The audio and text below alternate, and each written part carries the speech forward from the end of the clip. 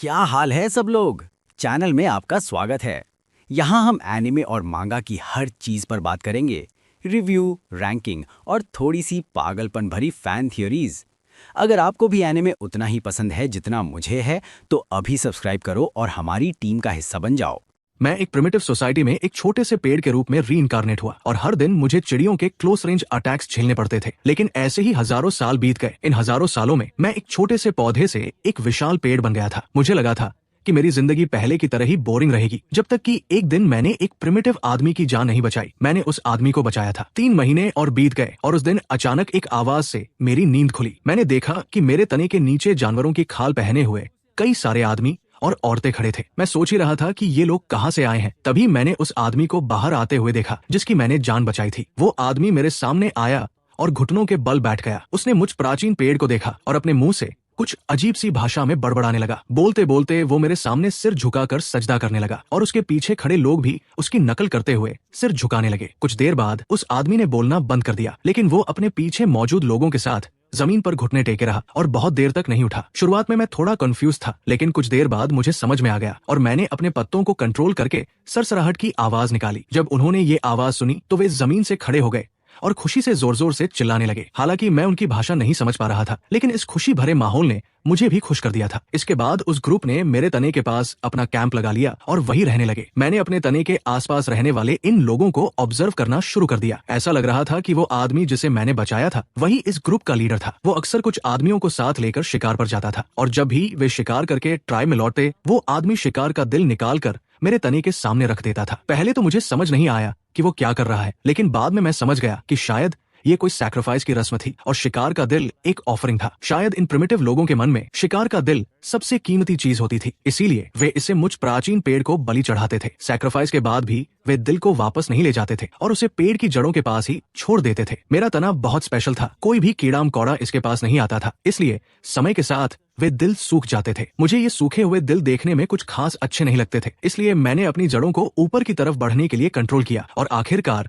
वे जमीन के बाहर आ गई। अब मैं इन जड़ों को कंट्रोल करके उन सूखे हुए दिलों को मिट्टी के अंदर खींच सकता था। जब उन प्रिमिटिव लोगों ने देखा कि सैक्रिफाइस किए गए दिल गायब हो गए हैं, तो उनके बीच अचानक घबराहट फैल गई। वो आदमी तुरंत अपने कबीले वालों के साथ मेरे सामने घुटनों पर बैठ गया और लगातार सिर झुकाने लगा। ये तब तक चलता रहा जब तक मैंने अपने पत्तों से आवाज नहीं निकाली, जिसके बाद उन लोगों ने राहत की सांस ली और खड़े हो गए। उसके बाद भी सैक्रिफाइस की रस्में होती रहीं और मैं चुपचाप रात में उन दिलों को जमीन में दफना देता था। कुछ बार ऐसा होने के बाद उन प्रिमिटिव लोगों को भी इसकी आदत हो गई और अब वे मेरी और भी ज्यादा पूजा करने लगे। हर कुछ समय बाद लीडर की अगुवाई में पूरा ट्राइब मिलकर एक बड़ा सैक्रिफाइस इवेंट करता था। मैंने कई सालों तक उन्हें ऑब्जर्व किया और आखिरकार मैं उनकी भाषा सीख गया। अब मुझे इस बात की चिंता नहीं थी कि मैं उनकी बातें नहीं समझ पाऊंगा। एक और सैक्रिफाइस के दिन वो आदमी जिसे मैंने बचाया था अपने लोगों को लेकर पेड़ के नीचे आया। उनकी बातचीत सुनकर मुझे पता चला कि उस आदमी का नाम शी फेंग था। इन प्रिमिटिव लोगों का कोई सरनेम नहीं होता था, सिर्फ नाम होते थे। जब भी कोई बच्चा पैदा होता था तो वे रैंडमली किसी भी देखी हुई चीज को चुन लेते थे और थोड़ा बहुत बदल कर उसे नाम बना देते थे। इस आदमी के नाम का मतलब था पूर्व की पहाड़ की चोटी। शी फेंग मेरे सामने आया और उसने एक जंगली सुअर का ताजा निकाला हुआ दिल ऊपर उठाया। वो कुछ बोलते हुए उस दिल को भेंट कर रहा था और उसकी बातों का सीधा सा मतलब था कि वो मुझ प्राचीन पेड़ से प्रोटेक्शन मांग रहा था ताकि मैं उन्हें ज्यादा से ज्यादा शिकार दूं, उनकी सुरक्षा करूं और नए पैदा हुए बच्चों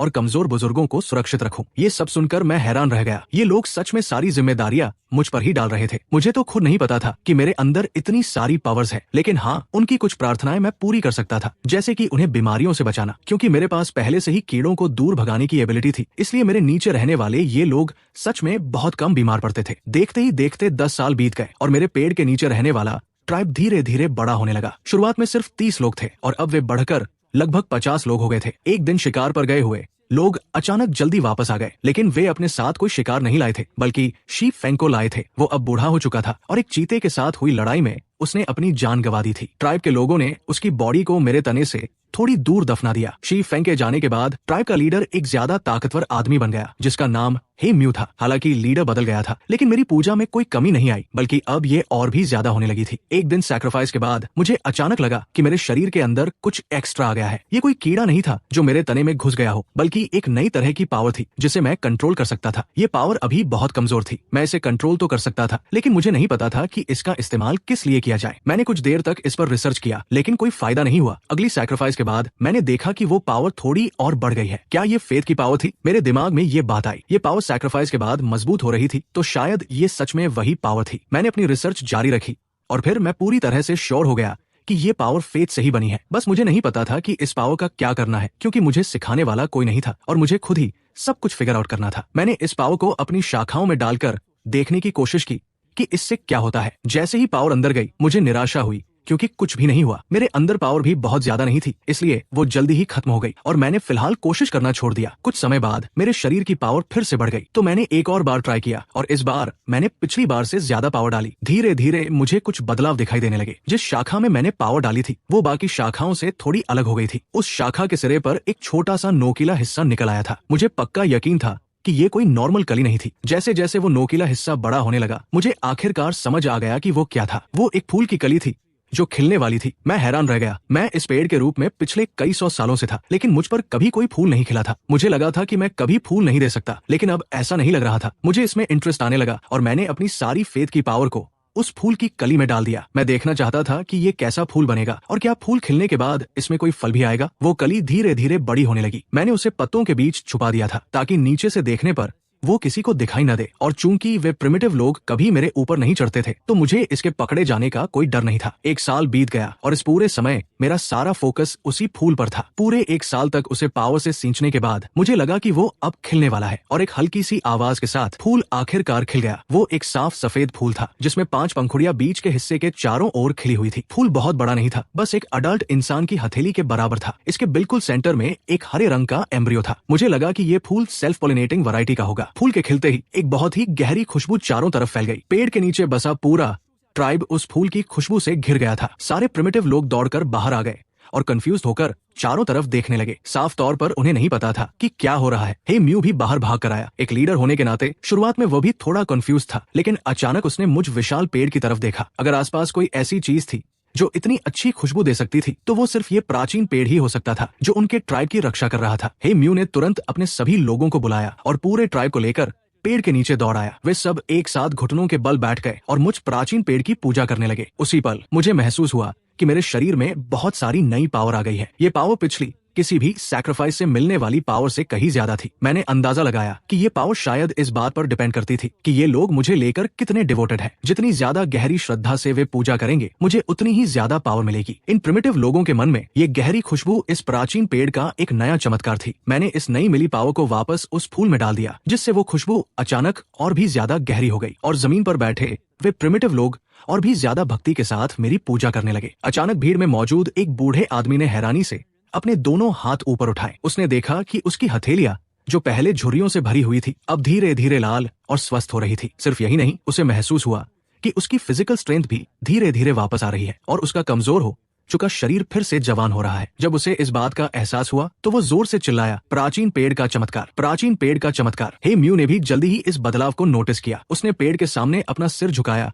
और जोर से चिल्लाया, कबीले के लोगों, जल्दी से प्राचीन पेड़ की पूजा करो। ये खुशबू प्राचीन पेड़ का हमारे ट्राइब के लिए एक आशीर्वाद है। प्राचीन पेड़ अपनी पावर से हमें एक अमर शरीर और शानदार ताकत दे रहा है। हे म्यू के इतना कहते ही बाकी लोगों ने भी अपने शरीर में हो रहे बदलावों को महसूस किया। अब इन सभी प्रिमिटिव लोगों का मुझ पर विश्वास और भक्ति एक लेवल और ऊपर पहुंच चुकी थी। तभी हे म्यू अचानक खड़ा हो गया। उसने अपने दोनों हाथ सिर के ऊपर उठाए और मेरी तरफ देखते हुए जोर से चिल्लाया, शक्तिशाली प्राचीन पेड़, मैं प्रार्थना करता हूँ कि आप हमारे टोटम बन जाएं। मैं आपसे विनती करता हूँ कि आप हमें अपना नाम दे। हम पीढ़ी दर पीढ़ी आपकी पूजा करेंगे, आपको ऑफरिंग्स देंगे और इस पूरी जमीन पर आपका नाम फैलाएंगे। हे म्यू के इतना कहते ही वो फिर से जमीन पर घुटनों के बल बैठ गया। सभी प्रिमिटिव लोग एकदम चुप हो गए और एक साथ घुटने टेक कर बैठ गए। किसी की भी कोई आवाज निकालने की हिम्मत नहीं हो रही थी। मैंने इन लोगों की तरफ देखा जाए तो अब ये लोग मेरे फॉलोअर्स बन चुके थे। मैंने थोड़ी देर सोचा, इन लोगों का टोटम बनने में मेरा भी तो फायदा था। इसलिए मैंने अपने तने को कंट्रोल करके सरसराहट की जोरदार आवाज निकाली। इस आवाज को सुनते ही हे म्यू ने तुरंत अपना सिर उठाया। उसकी आंखों में एक अजीब सा जुनून था और उसने एक्साइटमेंट में जोर से चिल्लाया, प्राचीन पेड़ राजी हो गए हैं। आज से प्राचीन पेड़ हमारे टोटम है और हम ट्री ट्राइब है। उसके पीछे खड़े सभी लोग भी जोर जोर से चिल्लाने लगे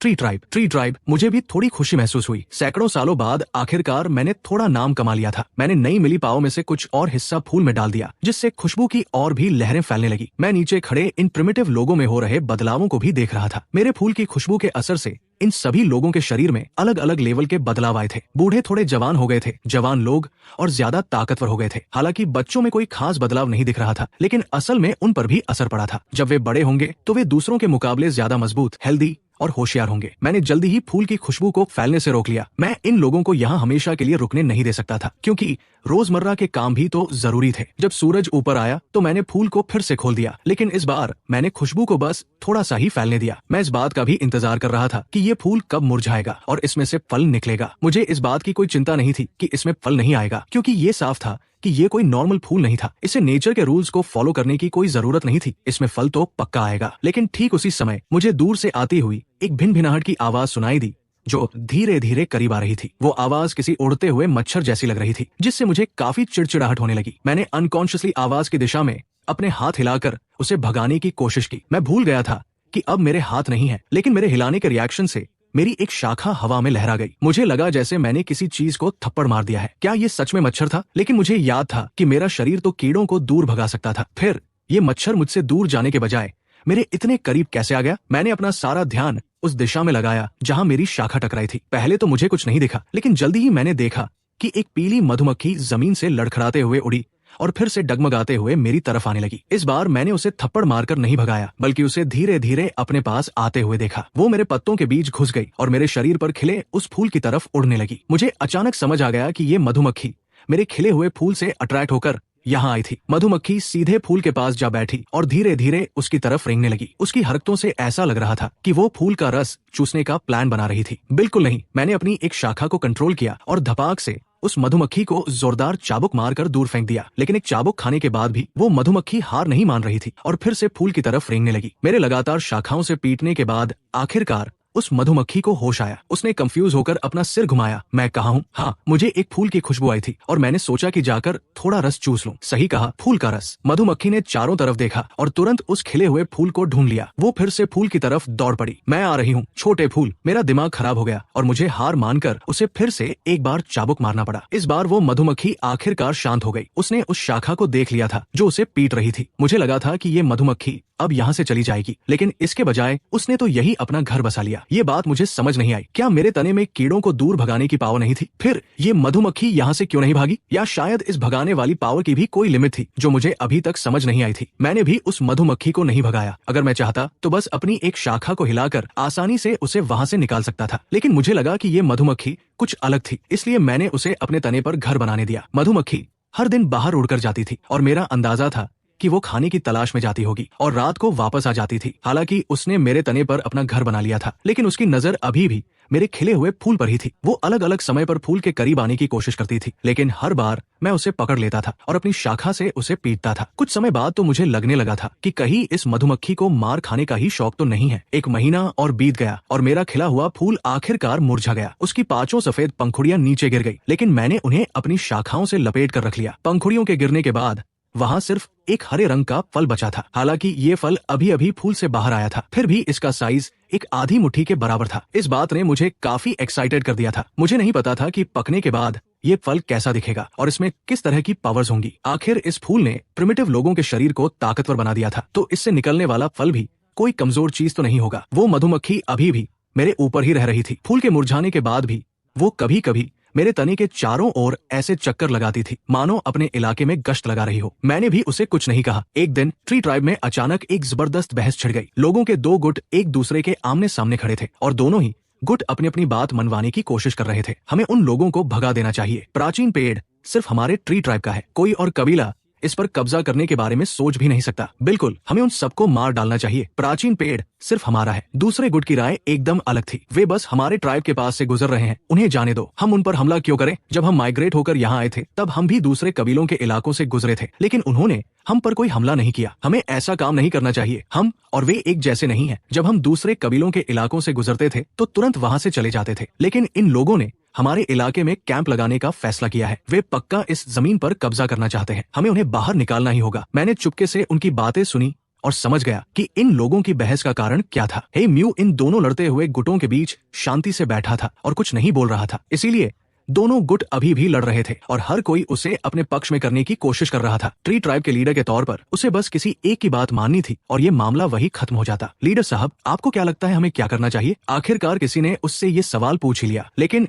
हे म्यू के दिमाग में कुछ और ही चल रहा था। हालांकि वो अपना मन पक्का नहीं कर पा रहा था। हे म्यू ने अपना हाथ हिलाते हुए कहा, ये बात हमारे ट्री ट्राइब के लिए बहुत जरूरी है और प्राचीन पेड़ के लिए भी। मैं इस सवाल का जवाब प्राचीन पेड़ से पूछूंगा। ये सुनकर कि हे म्यू प्राचीन पेड़ से जवाब मांगेगा, दोनों पक्ष तुरंत शांत हो गए। सही बात थी, जब वे खुद कोई फैसला नहीं ले पा रहे थे तो सीधे प्राचीन पेड़ से ही क्यों न पूछा जाए। बाहर चुपके से सब सुन रहे। मेरे तो होश ही उड़ गए। अरे भाई, अचानक से ये सारा मामला मेरे सिर पर कैसे आ गया? लेकिन सबसे बड़ी प्रॉब्लम तो ये थी कि अगर वे मुझसे पूछते भी तो मैं जवाब कैसे देता? मैं इन लोगों की बातें समझ तो सकता था, लेकिन मैं बोल नहीं सकता था। अगर इन लोगों के पास अपनी कोई रिटन लैंग्वेज होती तो मैं अपनी शाखाओं को कंट्रोल करके लिखकर उनके सवालों के जवाब दे सकता था। लेकिन मुश्किल ये थी कि इन प्रिमिटिव लोगों के पास कोई लैंग्वेज ही नहीं थी। ऐसा नहीं था कि उन्हें पढ़ना लिखना नहीं आता था, बल्कि उन्होंने अभी तक कोई लैंग्वेज बनाई ही नहीं थी। मैं सोच रहा था कि काश मैं बोल पाता। इंसान और जानवर दोनों ही वाइब्रेशन के जरिए आवाज निकालते हैं। मुझे अचानक से एक आइडिया आया। हाँ, वाइब्रेशन। हालांकि मैं एक पेड़ हूँ, लेकिन मैं वाइब्रेट तो कर ही सकता हूँ और वाइब्रेशन से आवाज तो निकाली ही जा सकती है। मैं खुश हो ही रहा था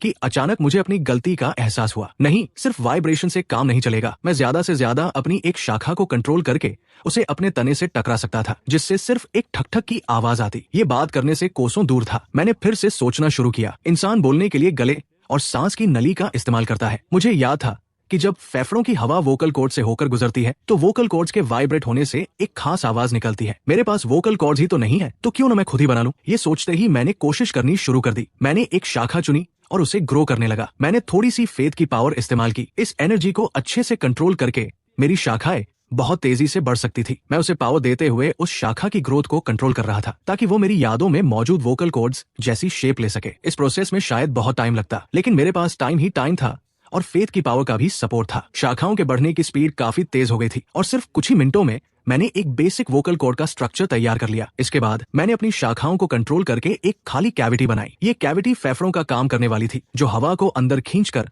उसे कॉम्प्रेस कर सके। इन सबको बनाने के बाद मैंने इसे टेस्ट करना शुरू किया। जब हवा वोकल कॉर्ड से होकर गुजरी तो बस एक अजीब सी पुफ पुफ की आवाज आई। साफ था कि वोकल कॉर्ड्स में अभी जरूरी फ्लेक्सिबिलिटी नहीं थी। मैंने बार बार एक्सपेरिमेंट करना शुरू किया। मैंने शाखाओं की ग्रोथ को लगातार कंट्रोल किया ताकि एक सही और फ्लेक्सिबल वोकल कॉर्ड बन सके। अगर मैं कोई नॉर्मल पेड़ होता तो मैं इसमें कभी कामयाब नहीं हो पाता, लेकिन मैं कोई नॉर्मल पेड़ नहीं था। मैं एक ऐसा पेड़ था जिसकी लोग पूजा करते थे। आखिर में दर्जनों बार फेल होने के बाद मैं किसी तरह एक ऐसा स्ट्रक्चर बनाने में कामयाब हो गया जो आवाज निकाल सकता था। ये बिल्कुल वोकल कॉर्ड्स जैसा नहीं लग रहा था, बल्कि किसी तरह के म्यूजिकल इंस्ट्रूमेंट जैसा लग रहा था। एक सिलेंडर के ऊपर एक ओपनिंग थी और एक पतले लेकिन मजबूत पत्ते जैसा स्ट्रक्चर वाइब्रेशन पैदा करने का काम कर रहा था। जब हवा इसमें से गुजरती तो ये आवाज निकाल सकता था, लेकिन एक रिदम के साथ आवाज निकालना अभी भी थोड़ा मुश्किल था। मुझे प्रैक्टिस के लिए थोड़ा और समय चाहिए था। मैं ये सारे एक्सपेरिमेंट एक बंद जगह के अंदर कर रहा था, क्योंकि मैं नहीं चाहता था कि बाहर बैठे प्रिमिटिव लोग ये सब सुने। ठीक उसी समय हे म्यू मेरे सामने आया और बोला, शक्तिशाली प्राचीन पेड़, आपको क्या लगता है मुझे क्या करना चाहिए? मैं अपने कबीले वालों के प्लान से सहमत नहीं हूँ। मैंने आपके सामने कसम खाई थी कि मैं इस पूरी जमीन पर आपका नाम फैलाऊंगा। मैं चाहता हूँ कि इस छोटे से कबीले को अपने ट्री ट्राइब में शामिल कर लूं, ताकि वे भी आपके लोग बन सके, आपकी पूजा कर सके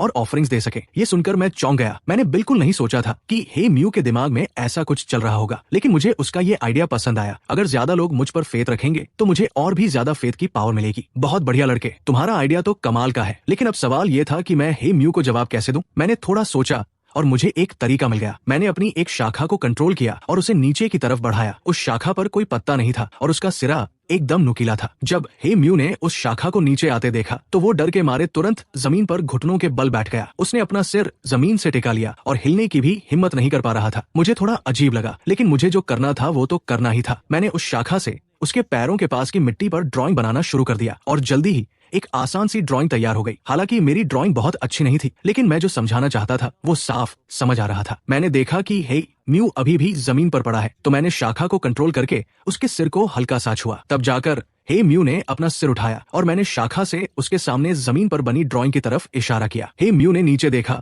और तुरंत समझ गया। उसने वो एब्स्ट्रैक्ट सी ड्राइंग देखी जिसमें एक बड़ा पेड़ बना हुआ था, जो जाहिर तौर पर मैं था, और उस बड़े पेड़ के नीचे छोटे छोटे लोगों का एक ग्रुप उस पेड़ के सामने झुककर पूजा कर रहा था। हे म्यू एक ही बार में ड्राइंग का मतलब समझ गया। उसने फिर से मेरे सामने अपना सिर झुकाया। प्राचीन पेड़, मैं समझ गया मुझे क्या करना है। मैं उस छोटे कबीले को वापस लाऊंगा और उनसे भी आपकी पूजा करवाऊंगा। हे म्यू की बात सुनकर मैंने संतुष्टि से अपने पत्ते हिला दिए। हे म्यू को अपना जवाब मिल चुका था और वो तुरंत अपने घर लौट गया। उसने जल्दी से अपने सभी कबीले वालों को बुलाया और उन्हें प्राचीन पेड़ का दिया हुआ जवाब बताया। शुरुआत में कुछ लोग हे म्यू की बात से सहमत नहीं थे, लेकिन जब उन्होंने सुना कि प्राचीन पेड़ भी यही चाहते हैं तो उन्होंने तुरंत अपना मन बदल लिया। मैंने हे म्यू को अपने लोगों के साथ कबीले से बाहर जाते हुए देखा। पक्का वे उस नए आए हुए कबीले को ढूंढने जा रहे थे। बस ये नहीं पता था कि उनका ये सफर बिना किसी रुकावट के पूरा होगा या नहीं। हे म्यू चाहता था कि दूसरे लोग भी मुझ विशाल पेड़ में अपना फेथ रखें, लेकिन दूसरे लोग बस एक बार कहने पर तो मान नहीं जाएंगे। इस बीच शायद उनके बीच लड़ाई भी हो सकती थी, लेकिन मेरा ध्यान इन सब बातों पर नहीं था। मेरी सारी एनर्जी तो बस वो आवाज निकालने वाला ऑर्गन बनाने पर लगी हुई थी। बार बार कोशिश करने के बाद मैंने कई अलग अलग तरह के साउंड प्रोड्यूसिंग स्ट्रक्चर्स बना लिए। कुछ मेरी पिछली जिंदगी के म्यूजिकल इंस्ट्रूमेंट्स जैसे थे, जैसे बांसुरी वगैरह। हालांकि वे आवाज तो निकाल सकते थे, लेकिन बातचीत करने के लिए सही नहीं थे। कुछ कीड़ों के साउंड ऑर्गन्स जैसे थे। ये आइडिया मुझे अपने ऊपर रहने वाली उस मधुमक्खी को देखकर मिला था। इनसे भी आवाज निकल सकती थी, लेकिन ये भी इंसानों के साथ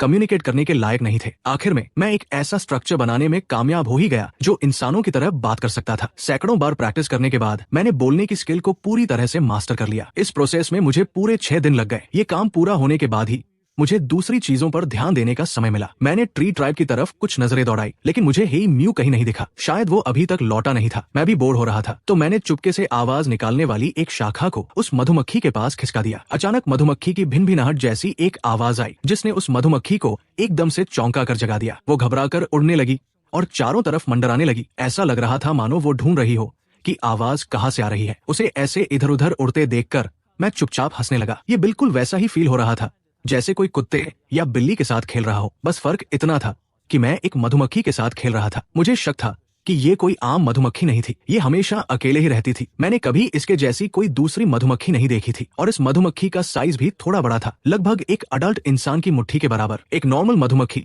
तो पक्का इतनी बड़ी नहीं हो सकती। अच्छी बात यह थी कि मुझ प्राचीन पेड़ का साइज इतना बड़ा था कि ये पेड़ के अंदर आराम से छिप सकती थी और इसे ढूंढना मुश्किल था। इसके अलावा मैं भी इसे उन प्रिमिटिव लोगों के सामने आने से रोक लेता था, इसलिए ट्री ट्राइब के किसी भी इंसान ने इसे कभी नहीं देखा। 2 दिन और बीत गए और हे म्यू अपने लोगों को लेकर वापस आ गया, लेकिन वो सिर्फ अपने कबीले वालों को ही वापस लाया था। उसके साथ कोई और नहीं था। मैं समझ गया कि वो पक्का हार कर आया है, लेकिन क्या वो कबीला बहुत छोटा नहीं था जो हे म्यू को टक्कर दे सके? मुझे पूरा यकीन था कि मेरी दी हुई पावर से ट्री ट्राइब के लोगों की स्ट्रेंथ नॉर्मल प्रिमिटिव लोगों से बहुत ज्यादा हो गई थी। इसके बावजूद हे म्यू कामयाब नहीं हो सका। इस बात ने मेरे मन में ये जानने की क्यूरियोसिटी पैदा कर दी कि आखिर वो कबीला कैसा था। जल्दी ही हे म्यू उस कबीले की पूरी इन्फॉर्मेशन लेकर मेरे पास आया। प्राचीन पेड़, मुझ में ही कमी थी। मैं उस छोटे कबीले को वापस नहीं ला सका। मैंने अचानक बोलना शुरू किया, कोई बात नहीं, मुझे उस कबीले के बारे में पूरी डिटेल बताओ। हे म्यू का चेहरा डर के मारे पीला पड़ गया। उसने इधर उधर देखा, लेकिन उसे समझ नहीं आया कि कौन बात कर रहा है। ढूंढने की जरूरत नहीं है, मैं तुम्हारे सामने ही हूँ। मैं ही वो प्राचीन पेड़ हूँ। हे म्यू शॉक रह गया। उसकी आंखें फटी की फटी रह गई और फिर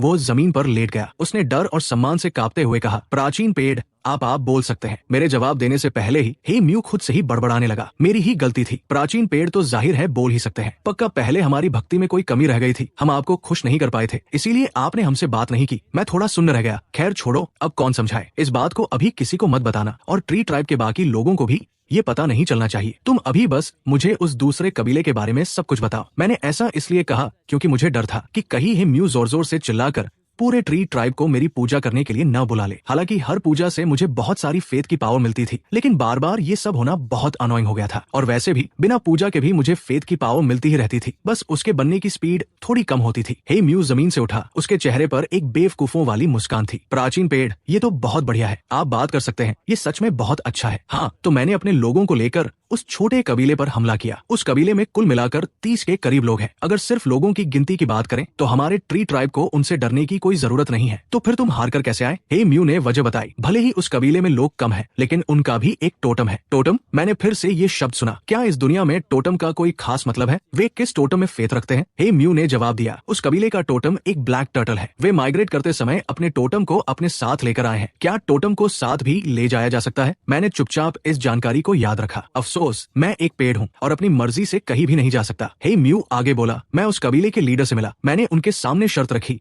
कि वे आपको यानी प्राचीन पेड़ को ऑफरिंग्स दे। लेकिन उस लीडर ने जवाब दिया कि वे सिर्फ अपने टोटम की ही पूजा करेंगे। फिर वो मुझे अपने टोटम से मिलाने ले गया, जो कि एक काले रंग का कछुआ था, करीब मेरे हाथ जितना बड़ा। हे म्यू ने अपने हाथों से इशारा करते हुए बताया। तो मैंने उनके सामने एक और शर्त रखी, अगर वे आपको अपना प्राचीन पेड़ मानकर ऑफरिंग्स नहीं देंगे तो उन्हें ये जमीन छोड़कर जाना होगा। मैंने चुपचाप अपना सिर हिलाया और हे म्यू की बात सुनता रहा। लेकिन उस लीडर ने कहा कि ये जमीन बहुत उपजाऊ है और वे इसे इतनी आसानी से नहीं छोड़ेंगे। वे इस जमीन पर हक के लिए जंग लड़ने को तैयार थे। मैंने तुरंत हाँ कर दी और कहा कि हम अभी लड़ेंगे। मैंने अंदाजा लगाया कि ये लड़ाई पक्का हे म्यू और उसके लोग हार गए होंगे, वरना वे खाली हाथ वापस नहीं लौटते। लेकिन हे म्यू का जवाब मेरे अंदाजे से थोड़ा अलग था। हम ट्री ट्राइब वालों को आपके आशीर्वाद से ताकतवर शरीर मिला है, लेकिन ब्लैक टर्टल ट्राइब के लोगों को भी उस काले कछुए का आशीर्वाद मिला है, जिसने उन्हें शानदार डिफेंस दिया है। मैंने उनके लीडर आओ शान के साथ लड़ाई की, लेकिन मैं किसी भी तरह से उसका डिफेंस नहीं तोड़ पाया। हालांकि आओ शान भी मुझे नहीं हरा सका। इसलिए मैंने पहले कबीले लौटने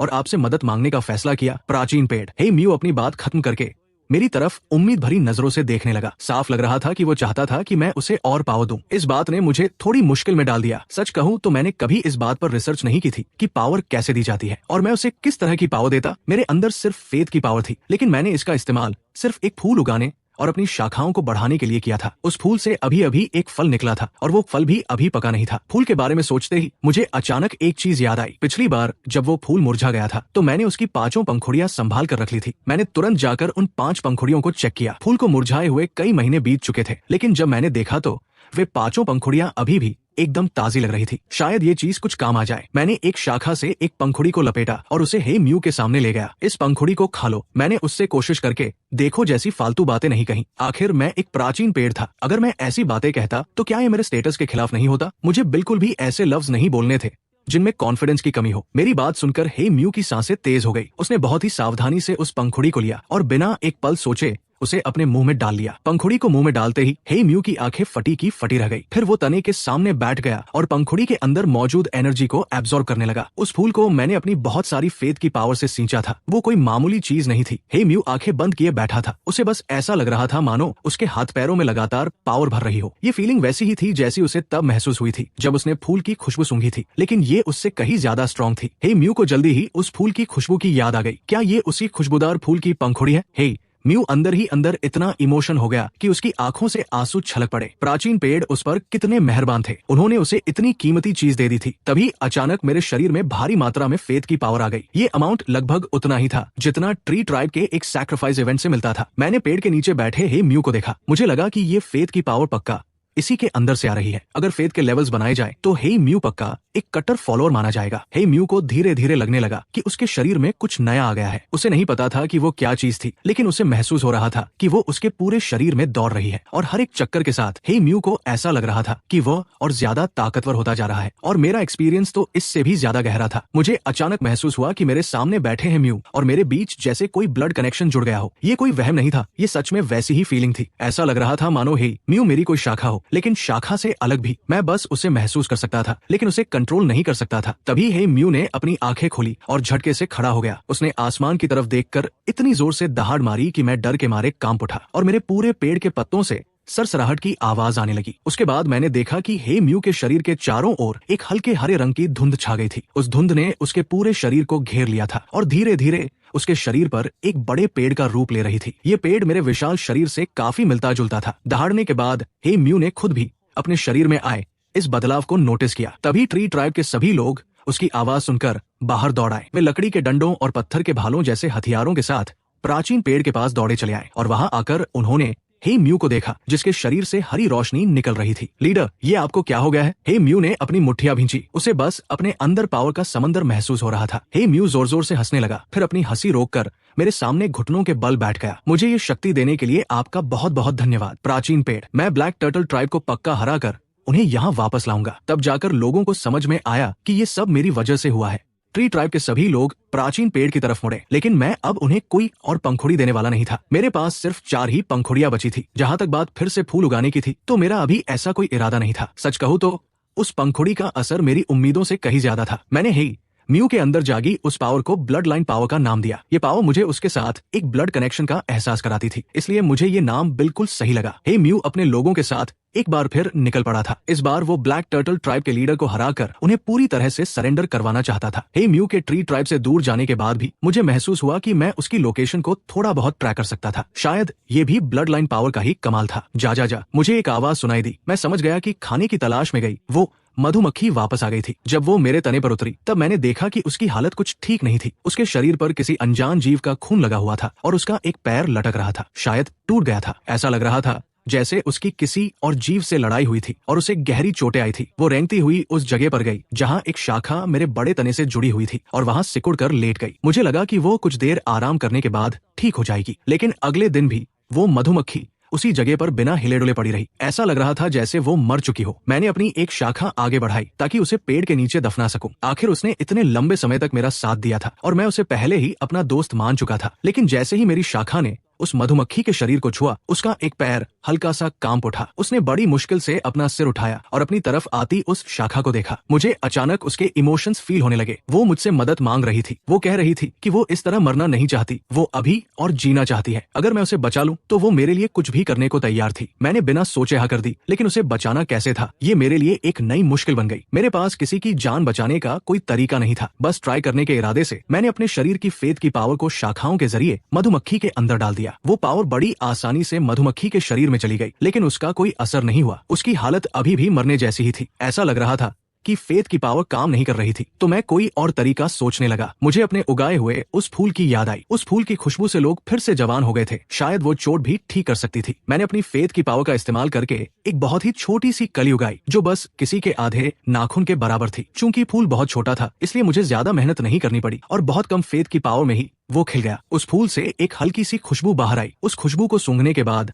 मधुमक्खी की हालत में थोड़ी सी रिकवरी देखी, लेकिन उसके शरीर के घाव अभी भी वैसे ही थे। बस वो थोड़ी एक्टिव हो गई थी। इसका कोई खास असर नहीं हुआ था। मैंने फेथ की पावर को उस छोटे फूल में डालना जारी रखा और फूल के बीचों बीच नेक्टर की एक बूंद बना ली। फिर मैंने वो बूंद मधुमक्खी के मुंह में डाल दी। जैसे ही उसने नेक्टर निगला, उसके शरीर से धीरे धीरे हरे रंग की धुंध निकलने लगी। इसे देखकर मुझे हे म्यू की याद आ गई, जिसके शरीर से भी वैसी ही धुंध निकली थी। क्या ये दोनों चीजें एक ही थी? जल्दी ही मुझे उस धुंध का असर दिखने लगा। वो मधुमक्खी के घावों को धीरे धीरे भर रही थी। ये देखकर मैंने चैन की सांस ली। इसका मतलब था कि मेरा तरीका एकदम सही था। उस धुंध की मदद से मधुमक्खी की चोटें धीरे धीरे ठीक हो गई और वो आखिरकार फिर से अपने पैरों पर खड़ी हो गई। फिर उसने अपने पंखों को हल्का सा फड़फड़ाने की कोशिश की और दोबारा आसमान में उड़ने लगी। ऐसा लग रहा था कि वो पूरी तरह ठीक हो गई है। मैं अपनी पावर पर प्राउड फील करने से खुद को रोक नहीं पाया। साफ था कि फेथ की पावर से उगाए गए मेरे फूल में बहुत ही तगड़ी हीलिंग प्रॉपर्टीज थी। मैं फिर से सोचने लगा कि क्या इसका इस्तेमाल करने का कोई और आसान तरीका हो सकता है। अगर मुझे हर बार एक फूल उगाना पड़ा तो ये थोड़ा मुश्किल काम होगा। मुझे तुरंत अपनी शाखाओं का ख्याल आया। क्या मैं सीधे फेथ की पावर का इस्तेमाल करके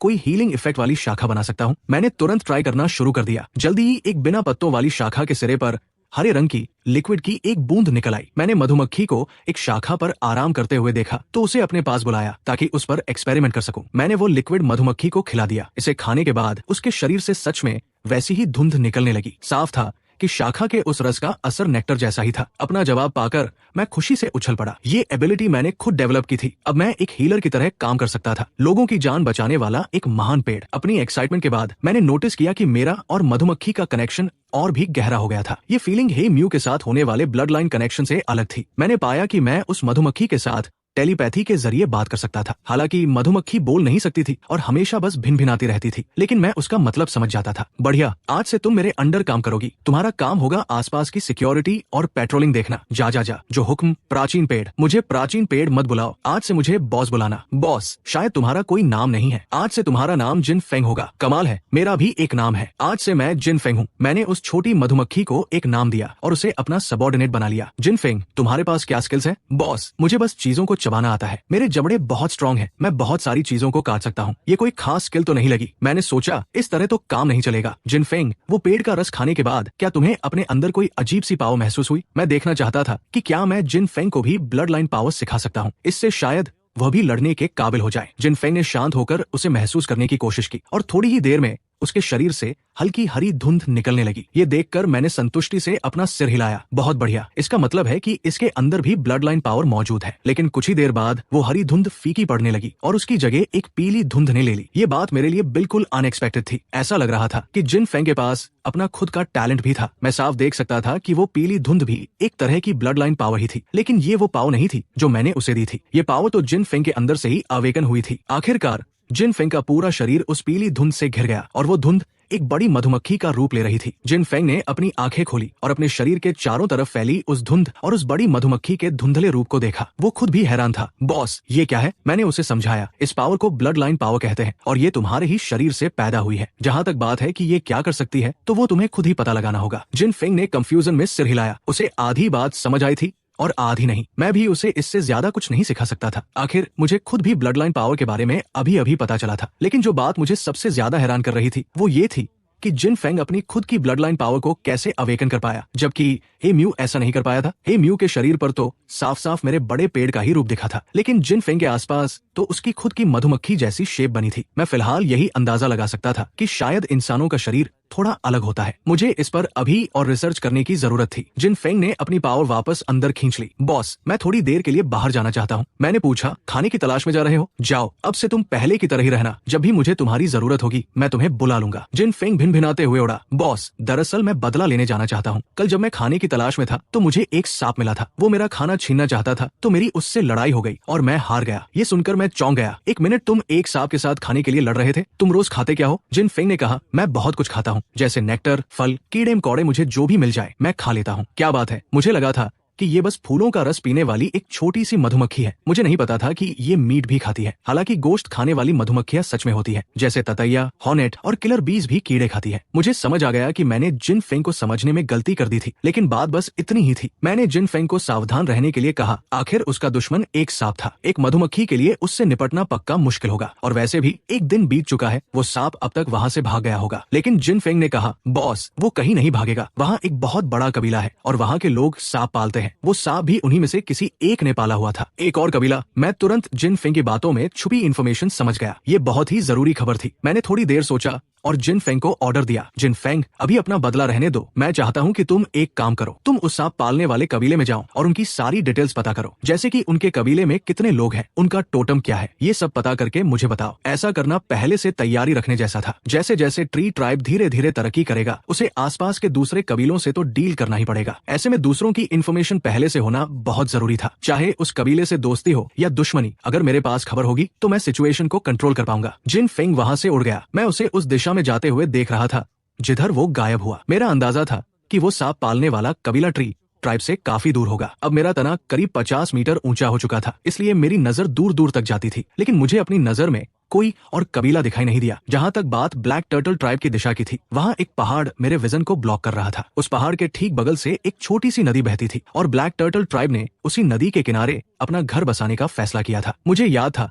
कि जब मैं यहाँ नया नया टाइम ट्रैवल करके आया था, तब वो नदी बस एक छोटी सी धारा हुआ करती थी। लेकिन सैकड़ों सालों में वो धारा धीरे धीरे चौड़ी और गहरी हो गई और अब वो एक छोटी नदी बन गई है। दूसरी तरफ हे म्यू अपने कबीले के साथ ब्लैक टर्टल ट्राइब पहुंच चुका था। ब्लैक टर्टल ट्राइब बहुत बड़ा नहीं था। वे लकड़ी और घास से बने छोटे और निचले घरों में रहते थे। जब उन्होंने हे म्यू और उसके लोगों को देखा तो उन्होंने तुरंत अपने पूरे कबीले को इकट्ठा कर लिया। सारे आदमियों ने अपने हथियार उठा लिए, जबकि औरतें बच्चों को बचाने लगी। जहाँ तक बात बुजुर्गों की है, ब्लैक टर्टल ट्राइब एक लंबी जर्नी से आया था और उनके सारे बुजुर्ग रास्ते में ही मारे गए थे। हे म्यू बिना किसी डर के ब्लैक टर्टल ट्राइब के लोगों के सामने खड़ा था। उसने ब्लैक टर्टल ट्राइब की तरफ देखकर जोर से दहाड़ा, आओ शान, मैं वापस आ गया हूँ। पिछली बार हमारी लड़ाई का कोई रिजल्ट नहीं निकला था, लेकिन इस बार मैं तुम्हें पक्का हराऊंगा और तुम सबको प्राचीन पेड़ का फॉलोअर बनाऊंगा। हे म्यू ने जिसे आवाज लगाई थी वो ब्लैक टर्टल ट्राइब का लीडर था। आओ शान गुस्से से लाल चेहरे के साथ बाहर आया। हे म्यू, तुम बहुत ज्यादा उड़ रहे हो। पिछली लड़ाई से ही साबित हो गया था कि हमारे ब्लैक टर्टल उस प्राचीन पेड़ से किसी भी मामले में कम नहीं है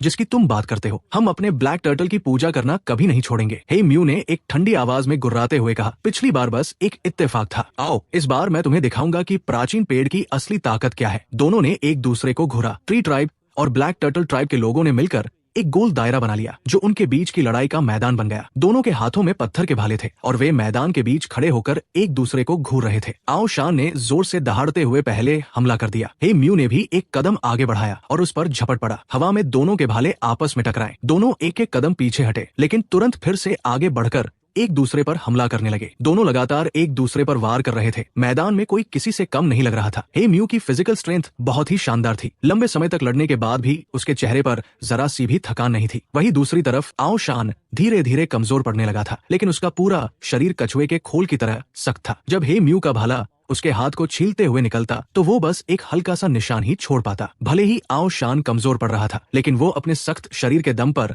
हे म्यू के हमलों को रोक सकता था। पिछली लड़ाई में भी ऐसा ही हुआ था। दोनों तब तक लड़ते रहे जब तक कि वे पूरी तरह से थक नहीं गए। हे म्यू समझ गया था कि मेरी दी हुई पावर का इस्तेमाल किए बिना आओ शान को हराना नामुमकिन है। उसने अपने शरीर के अंदर मौजूद पावर को जगाना शुरू किया। वो पावर उसकी पूरी बॉडी और नसों से निकलकर उसके शरीर में खून की एक नदी की तरह बहने लगी। हे म्यू ने अपने दोनों हाथों को जोर से झटका, जिससे एक वाइब्रेशन वाली आवाज पैदा हुई और सिर्फ इसी झटके से आओ शान उड़ता हुआ पीछे जा गिरा। आओ शान ने किसी तरह खुद को संभाला और जैसे ही उसने सिर उठाया, उसने एक हैरान कर देने वाला नजारा देखा। हे म्यू के शरीर से हरी रोशनी निकल रही थी जो धीरे धीरे एक बड़े पेड़ का रूप लेकर उसके पूरे शरीर को घेर रही थी। हाँ, आ जाओ, इस बार मैं भी देखता हूँ कि तुम कैसे बचते हो। हे म्यू ने अपना भाला पकड़ा और अपने पैर जोर से जमीन पर पटके, जिससे जमीन में एक छोटा सा गड्ढा बन गया और वो पूरी रफ्तार से आगे बढ़ा। आओ शान ने हे म्यू के हमले को रोकने के लिए जल्दी से अपना भाला आगे कर दिया। हे म्यू हवा में उछला और अपनी पूरी ताकत अपने भाले पर लगा दी। उसका भाला आओ शान की तरफ पूरी ताकत से गिरा। आओ शान का भाला एक ही झटके में टूट गया और फिर हे म्यू का भाला सीधे आओ शान के शरीर पर जोर से लगा। आओ शान भाले की चोट से हवा में उड़ गया और उसने हवा में ही खून की एक बड़ी उल्टी कर दी। लीडर ब्लैक टर्टल ट्राइब के लोग चीख पड़े। उनके चेहरों पर खौफ साफ दिख रहा था। वे दौड़कर जमीन पर गिरे हुए आओ शान के पास गए और उसे उठाया। आओ शान के मुंह से खून बह रहा था। पूरे शरीर में हो रहे भयानक दर्द को सहते हुए उसने अपना हाथ आगे बढ़ाया और चिल्लाया, जल्दी जाओ, ब्लैक टर्टल को बुला लाओ। आओ शान की बात सुनते ही ब्लैक टर्टल ट्राइब के कुछ लोग मुड़े और कबीले की तरफ भागने लगे। ब्लैक टर्टल ट्राइब के पीछे उस छोटी नदी के पास हाल ही में खोदा गया एक नया तालाब था और उस तालाब में एक काले रंग का बड़ा सा कछुआ लेटा हुआ था। बाहर से देखने में इस कछुए में कोई खास बात नहीं थी, बस इसका साइज थोड़ा बड़ा था। ब्लैक टर्टल ट्राइब के लोग दौड़ते हुए उस तालाब के पास पहुंचे, घबराकर घुटनों पर गिर गए और उस काले कछुए के सामने सिर झुकाकर पूजा करने लगे। ब्लैक टर्टल जी, गजब हो गया है, वो ट्री ट्राइब के लोग फिर से आ गए हैं और उन्होंने हमारे लीडर को भी हरा दिया है। तालाब में लेटे ब्लैक टर्टल ने अपनी आंखें खोली, सिर उठाया और बोलने वाले उस इंसान को घूरने लगा। ब्लैक टर्टल जी, लीडर ने हमें आपको बुलाने के लिए भेजा है। हमें उम्मीद है कि आप उस कमीने इंसान को हराने में हमारी मदद करेंगे। ब्लैक टर्टल ने अपना सिर हिलाया। ये देखकर वे लोग जल्दी से उठे, पानी में कूदे और ब्लैक टर्टल को उठाकर बाहर ले जाने लगे। कबीले के बाहर हे म्यू ने अपना भाला नीचे कर लिया था। कुछ ही सेकंड्स में उसने अपने शरीर के बाहर की धुंध को वापस अंदर खींच लिया। जब ट्री ट्राइब के लोगों ने देखा कि हे म्यू ने लड़ाई जीत ली है तो वे खुशी से जोर जोर से चिल्लाने लगे। हे म्यू ने हाथ हिलाया और ऊंची आवाज में कहा, ये सब प्राचीन पेड़ की ताकत का कमाल है। प्राचीन पेड़, प्राचीन पेड़। हे म्यू ने भी कुछ देर तक उनके साथ नारे लगाए और फिर ब्लैक टर्टल ट्राइब की तरफ बढ़ा। तुम लोग हार गए हो, हमारी शर्त के मुताबिक तुम्हें अब हमारे साथ चलना होगा। प्राचीन पेड़ को ऑफरिंग्स देनी होंगी और आज से उन्हीं को अपना देवता मानना होगा। आओ शान अपने लोगों के सहारे हे म्यू के सामने आकर खड़ा हो गया। ये मामला यही खत्म नहीं होगा, हमारे पास अभी भी हमारे ब्लैक टर्टल जी है। हे म्यू गुस्से से लाल हो गया। तुम्हारी हिम्मत कैसे हुई अपनी शर्त तोड़ने की? ब्लैक टर्टल ट्राइब के सभी लोगों ने हे म्यू की तरफ अपने हथियार उठा लिए। ये देखकर ट्री ट्राइब के लोग भी हमला करने के लिए आगे बढ़े, लेकिन किस्मत से हे म्यू ने अपने लोगों को रोक लिया, वरना दोनों कबीलों के बीच एक भयानक जंग छिड़ जाती। हे म्यू का चेहरा गुस्से से काला पड़ गया था। मैं तुम्हें आखिरी मौका दे रहा हूँ, हमारे साथ वापस चलो। ठीक उसी समय ब्लैक टर्टल को उठाने वाले वे लोग भीड़ को चीरते हुए आगे आए। काले रंग के बड़े कछुए को देखते ही आओ शान जोर से चिल्लाया, ब्लैक टर्टल जी, इस ताकतवर दुश्मन को भगाने में हमारी मदद कीजिए। हे म्यू तुरंत अलर्ट हो गया और उसके शरीर से एक बार फिर धुंध निकलने लगी, लेकिन तभी उस बड़े काले कछुए ने अचानक अपना मुंह खोला और आओ शान के हाथ पर जोर से काट लिया। आओ शान दर्द से चीख पड़ा। कछुए को उठाने वाले लोगों ने घबराहट में अपने हाथ ढीले कर दिए और वो बड़ा कछुआ सीधे जमीन पर जा गिरा और फिर सब लोगों की हैरान नजरों के सामने वो बड़ा कछुआ बिना पीछे मुड़े वहां से रेंगते हुए भाग गया। ब्लैक टर्टल को भागते हुए देखकर आओ शान जल्दी से चिल्लाया, जल्दी जाओ, ब्लैक टर्टल जी को वापस लाओ। हे म्यू का चेहरा और भी भयानक हो गया। उसने तुरंत हाथ हिलाते हुए ऑर्डर दिया, उन्हें रोको। ट्री ट्राइब के लोग उसी पल ब्लैक टर्टल ट्राइब वालों से भिड़ गए और वो बड़ा काला कछुआ हे म्यू की आंखों के सामने उस छोटी नदी के पास गया, उसमें छलांग लगाई और गायब हो गया। जल्द ही ब्लैक टर्टल ट्राइब के सभी लोगों को हे म्यू और उसके आदमियों ने पकड़ लिया। मौत की कगार पर पहुंच चुके आओ शान के सामने खड़े होकर हे म्यू घमंड से हंसने लगा। तुमने खुद भी नहीं सोचा होगा ना कि जिस टोटम की तुम पूजा करते हो वो खुद ही तुम्हें छोड़कर भाग जाएगा। आज के बाद ब्लैक टर्टल ट्राइब का नामो निशान मिट जाएगा। आओ शान के मुंह से खून की उल्टी हुई, उसकी आंखों की चमक गायब हो गई और उसने अपनी आखिरी सांस ली। वो पूरी तरह से मर चुका था। हे म्यू ने आओ शान की लाश को एक जगह ढूंढकर दफना दिया और फिर ब्लैक टर्टल ट्राइब के बचे हुए लोगों को लेकर वापस लौट गया। मैंने दूर से ही हे म्यू और उसके लोगों को जीत का जश्न मनाते हुए लौटते देखा। उनके साथ वे प्रिमिटिव लोग भी अपने परिवारों के साथ आ रहे थे जो साफ तौर पर ब्लैक टर्टल ट्राइब के ही थे। लेकिन अब से इन लोगों का नाम बदल दिया जाएगा। वे ट्री ट्राइब में शामिल हो जाएंगे। हालांकि इस प्रोसेस में अभी थोड़ा समय लगेगा। हे म्यू इन लोगों को ट्री ट्राइब वापस ले आया और फिर उन्हें मेरे सामने खड़ा कर दिया। हे म्यू सबसे आगे खड़ा हुआ और बोला, ये है हमारे ट्री ट्राइब के एंशिएंट ट्री देवता। आज से तुम लोगों को भी इनकी ही पूजा करनी है। वो पूरी भीड़ मेरे सामने घुटनों के बल बैठ गई और पूजा करने लगी। लेकिन मुझे सिर्फ थोड़ी सी ही फेथ पावर मिली। मुझे अच्छी तरह पता था कि ये लोग अभी तक मेरे सच्चे फॉलोअर्स नहीं बने थे, पर मुझे पूरा यकीन था कि जल्दी ही ये लोग मेरे सच्चे बिलीवर्स बन जाएंगे। इन लोगों से मेरी पूजा करवाने के बाद हे म्यू उनके रहने का इंतजाम करने चला गया। अब ट्री ट्राइब की कुल पॉपुलेशन 61 लोग हो गई थी और नए आए ब्लैक टर्टल ट्राइब के 32 लोगों को मिलाकर अब यहाँ टोटल 93 लोग थे। आधी रात के सन्नाटे में हे म्यू अकेले मेरे पास आया और धीरे से बोला, एंशिएंट ट्री। मैं जाहिर है सो नहीं रहा था। सच कहूँ तो एक पेड़ बनने के बाद मैं बहुत कम ही सोता था। बस कभी कभी बोर होने पर मैं अपने दिमाग को बिल्कुल खाली कर लेता था। कुछ भी नहीं सोचता था, जो थोड़ा थोड़ा सोने जैसा ही लगता था। मैंने पत्तों से आवाज निकाली, हे म्यू तुमने बहुत अच्छा काम किया। हे म्यू बेवकूफों की तरह हंसने लगा। एंशिएंट ट्री, ये सब आपकी ही दी हुई ताकत का कमाल है, वरना मैं ब्लैक टर्टल ट्राइब के लीडर को कभी हरा नहीं पाता। तो फिर आज रात तुम यहाँ मुझसे क्या मांगने आए हो? हे म्यू ने फिर आज ब्लैक टर्टल ट्राइब को हराने का पूरा किस्सा मुझे डिटेल में सुनाया। अपनी बात खत्म करने के बाद हे म्यू ने पूछा, एंशिएंट ट्री, क्या टोटम भी अपनी मर्जी से छोड़कर जा सकते हैं? उसका सवाल सुनते ही मैं समझ गया कि उसे किस बात का डर सता रहा था। शायद उसे डर था कि एक दिन मैं भी उन्हें अचानक छोड़कर चला जाऊंगा, बिल्कुल उस ब्लैक टर्टल की तरह। मैं हंसा और बोला, हे म्यू, अगर तुम्हारा टोटम तुम्हें ताकत देना बंद कर दे तो क्या तुम किसी दूसरे टोटम की पूजा करना शुरू कर दोगे? ये सुनते ही हे म्यू के माथे पर ठंडे पसीने छूट गए। वो तुरंत जमीन पर घुटनों के बल बैठ गया और सिर झुकाकर बोला, एंशिएंट ट्री, हे म्यू हमेशा सिर्फ आप ही की पूजा करेगा। मैंने अपनी एक शाखा आगे बढ़ाई और उसे उठा लिया। घबराओ मत, मैं तो बस एक एग्जाम्पल दे रहा था और मुझे यकीन है कि तुम्हारा जवाब तुम्हारे दिल में ही है। हे म्यू मेरे सामने खड़ा था और उसका दिल बहुत तेजी से धड़क रहा था। उसने कहा, मेरे दिमाग में ऐसा कुछ नहीं है और न ही कोई जवाब है। क्या उसकी हिम्मत थी ऐसा सोचने की? बिल्कुल नहीं। मैं थोड़ा होपलेस फील करने लगा। ठीक है, मैं ही तुम्हें सीधा जवाब दे देता हूँ। जैसे तुम लोग अपना टोटम चुन सकते हो, वैसे ही टोटम भी अपने फॉलोअर्स को चुन सकता है। जिस दिन तुम्हारे किसी काम से टोटम को नफरत हो जाएगी, वो टोटम नेचुरली तुम्हें छोड़कर चला जाएगा। तुम चाहो तो कल उन ब्लैक टर्टल ट्राइब के लोगों से जाकर पूछ लेना कि आखिर उन्होंने अपने टोटम के साथ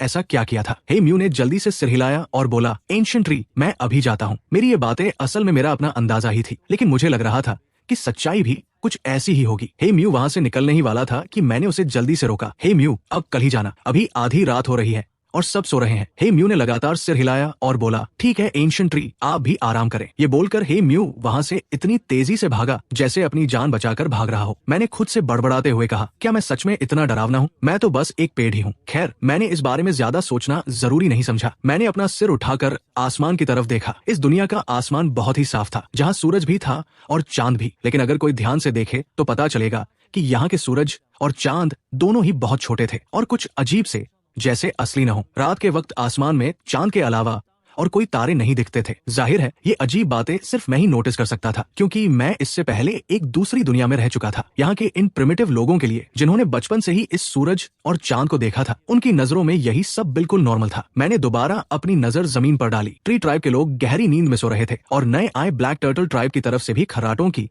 हल्की हल्की आवाजें आ रही थी। छपाक छपाक दूर बहती छोटी सी नदी से पानी में तैरने की आवाजें आने लगी, जो इस सन्नाटे भरी रात में बहुत क्लियरली सुनाई दे रही थी। मैंने अपनी नजर उस तरफ घुमाई तो देखा कि एक बड़ा सा कछुआ पानी में तैर रहा था। एक बड़ा कछुआ? क्या ये वही ब्लैक टर्टल ट्राइब का टोटम है? हे म्यू ने बताया तो था कि वो बड़ा ब्लैक टर्टल नदी में कूदकर गायब हो गया था। अचानक दिखे इस बड़े से कछुए ने मेरा इंटरेस्ट जगा दिया। मैंने अपनी ब्रांचेस को कंट्रोल किया और शू की आवाज के साथ उन्हें सीधे उस छोटी नदी की तरफ शूट कर दिया। ये ब्रांचेस बहुत स्पेशल थी, जिन्हें मैंने खास तौर पर अपनी फेथ पावर का इस्तेमाल करके बनाया था। ये किसी रस्सी की तरह नरम भी हो सकती थी और किसी लोहे की तरह मजबूत भी। मैं इन्हें अपने टेंटेकल्स कहता था। नदी के उस बड़े कछुए को इस हमले का पता तब चला जब मेरे टेंटेकल्स उसके खोल को छू चुके थे। उसने बचने के लिए पानी के अंदर डुबकी लगाने की कोशिश की, लेकिन तब तक मेरे टेंटेकल्स उसके पूरे जिस्म से लिपट चुके थे। फिर मैंने एक जोर का झटका दिया और उस बड़े से कछुए को पानी से बाहर खींच लिया। उस कछुए ने अपना बड़ा सा मुंह खोला और मेरे टेंटेकल्स पर जोर से काट लिया, ये सोचते हुए कि वो इन्हें काट कर आजाद हो जाएगा। लेकिन उसे कहाँ पता था